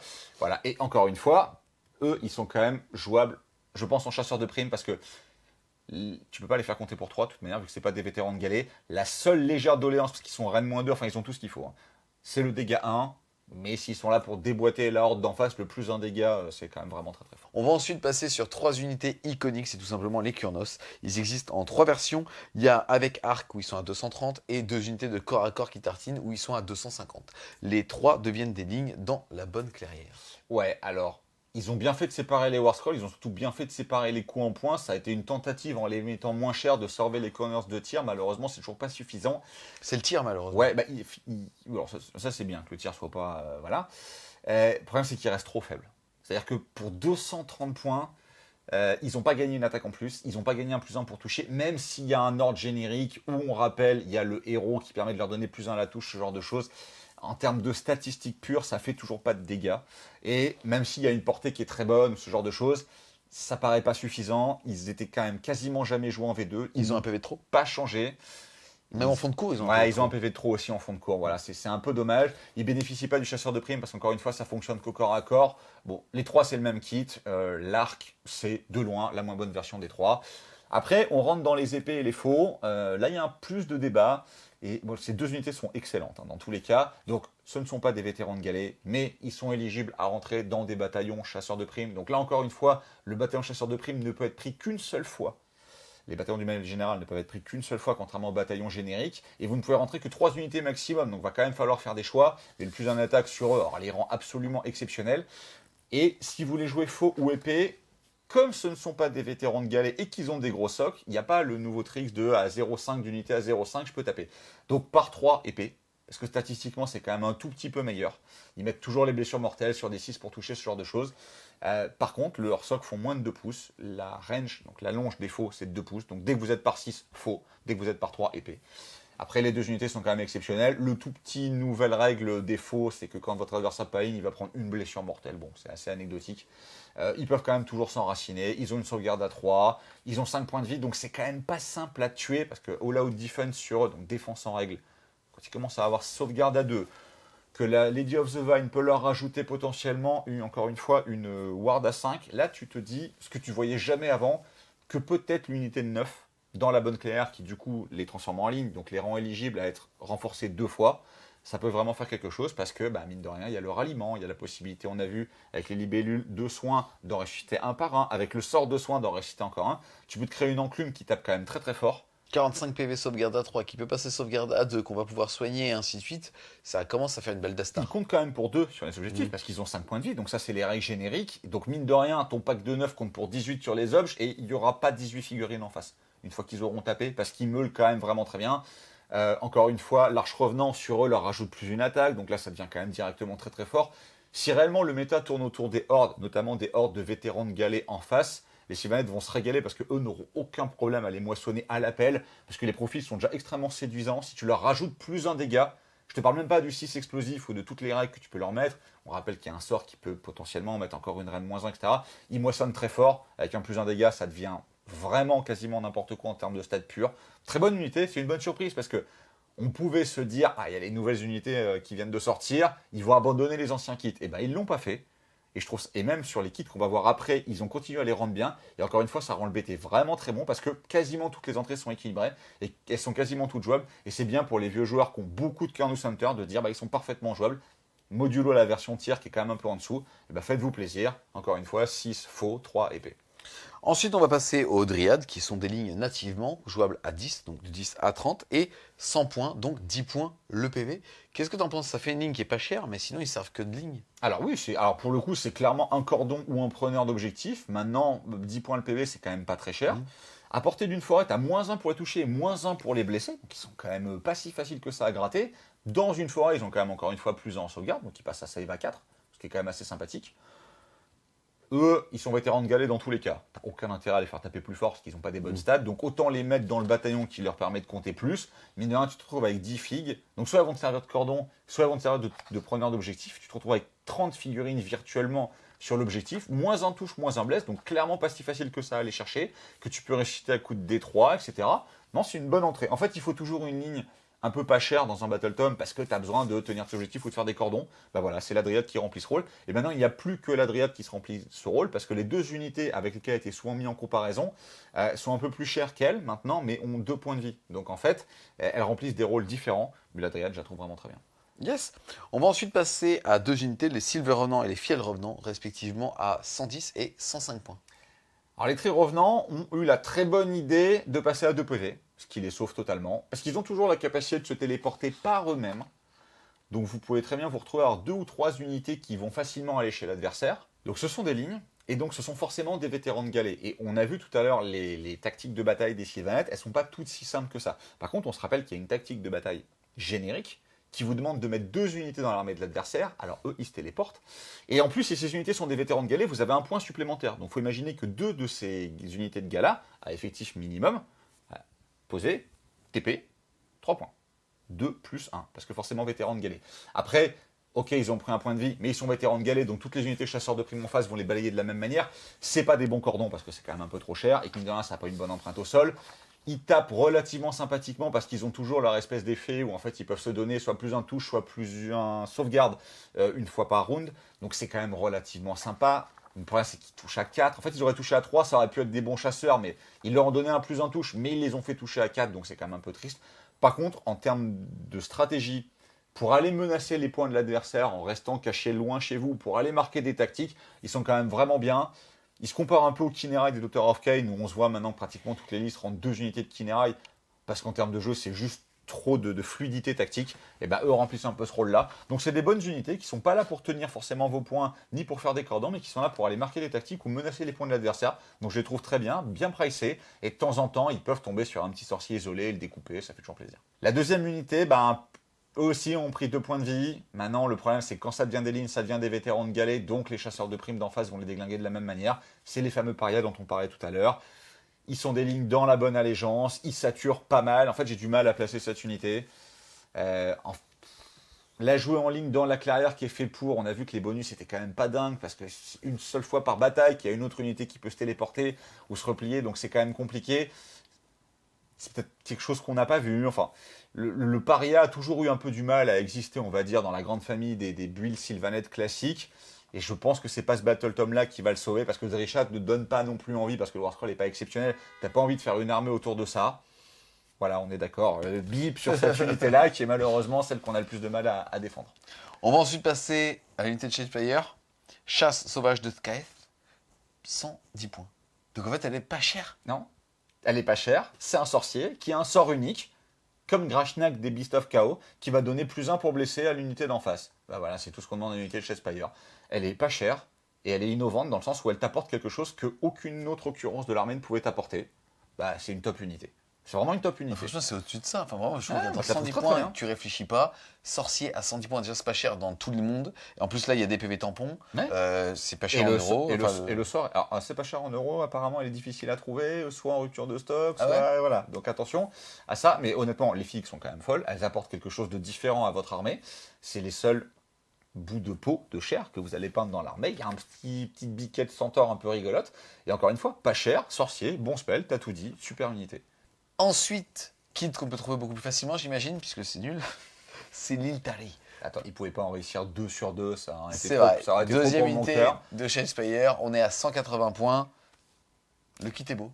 Bah ouais, le kit est beau, mais en fait, les PV tampons dont tu parles n'ont pas garde du corps, donc c'est quand même très triste. Le sorcier est un nommé, donc tu peux pas trop se customiser. Son sort signature t'apporte rien, c'est un petit sort de dégâts directs qui est même pas si bon que ça. En fait, jamais tu joues cette unité par rapport à celle qu'il y a avant. Jamais. Voilà. Alors ils ont lancé des traits revenants, donc ils ont toujours le fait d'avoir +1 touche ou +1, voilà. Ils peuvent relancer les jets de blessure. Enfin, ils n'ont pas des prouesses martiales qui sont exceptionnelles. Le sort est pas fou. Je pense qu'on va vite passer sur cette unité-là. Encore une fois, totalement éclipsée par celle d'avant, qui pour le coup est une vraie bonne surprise et qui, je pense, se verra beaucoup dans la plupart des builds Sylvaneth. Ensuite, on va passer au niveau des sorts persistants. Le premier, c'est le Guivre des Clairières qui vaut 50 points. Bah mine de rien, c'est un bon sort prédateur, encore une fois, qui a 2 effets. Il peut mettre des blessures mortelles ou des sorts de soins. Donc ça se vaut. A noter qu'aujourd'hui, l'Emerald Lifeswarm, donc la petite nuée de libellule générique, a quand même été nerf. Donc en termes de soins purs, il est aussi bon que le Lifeswarm. Et en plus, il a un effet dégâts direct. Donc le Lifeswarm étant un bon spell, même après son nerf, celui-là est un juste meilleur spell. Donc très honnêtement, vous pouvez aller le chercher. En plus, il a une plus grosse empreinte au sol que la nuée de libellule. Bon spell. Ensuite, on va voir la ruche des Fielsam qui lui va coûter 40 points. Alors lui, il est monstrueux, hein. Il n'a pas changé, tu as toujours le choix en fait. Donc tu as un choix défensif où tu vas dégrader la reine de tes adversaires. Quand tu as des figues, beaucoup de figues, que ce soit les hommes arbres ou les Kurnos qui ont une sauvegarde à 3, empirer la reine de 1, tu es quand même content de le faire. Ou alors tu as toujours le +3 charge. Donc que demande le peuple, hein. Donc tu peux toujours faire mon unité va prendre son +3, va se téléporter et va faire une charge à 6 derrière. On l'a pas dit jusqu'à présent, là je pense qu'on va le dire, celui-là il me paraît auto-include. En plus il vaut étonnamment peu cher, donc jouez-le.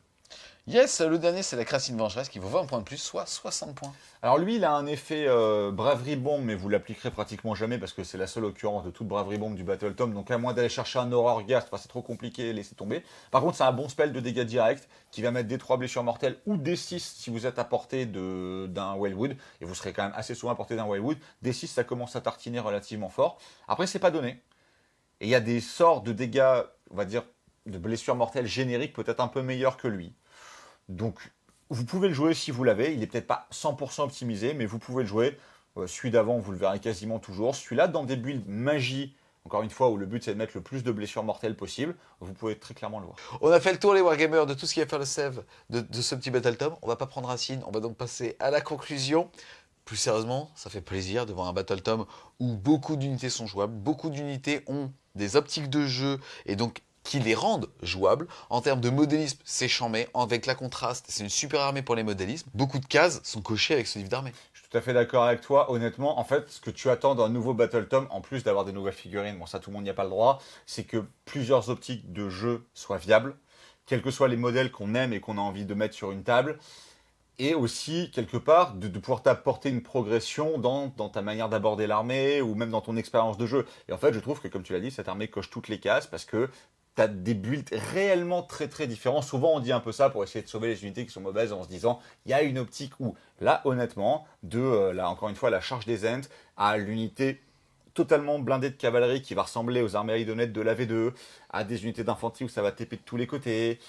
Si on décide de jouer à l'Ariel, tu peux faire des armées vraiment basées sur la magie qui vont peut-être un peu ressembler à des armées de Singe de l'époque où tu vas essayer de noyer l'adversaire sous les BM.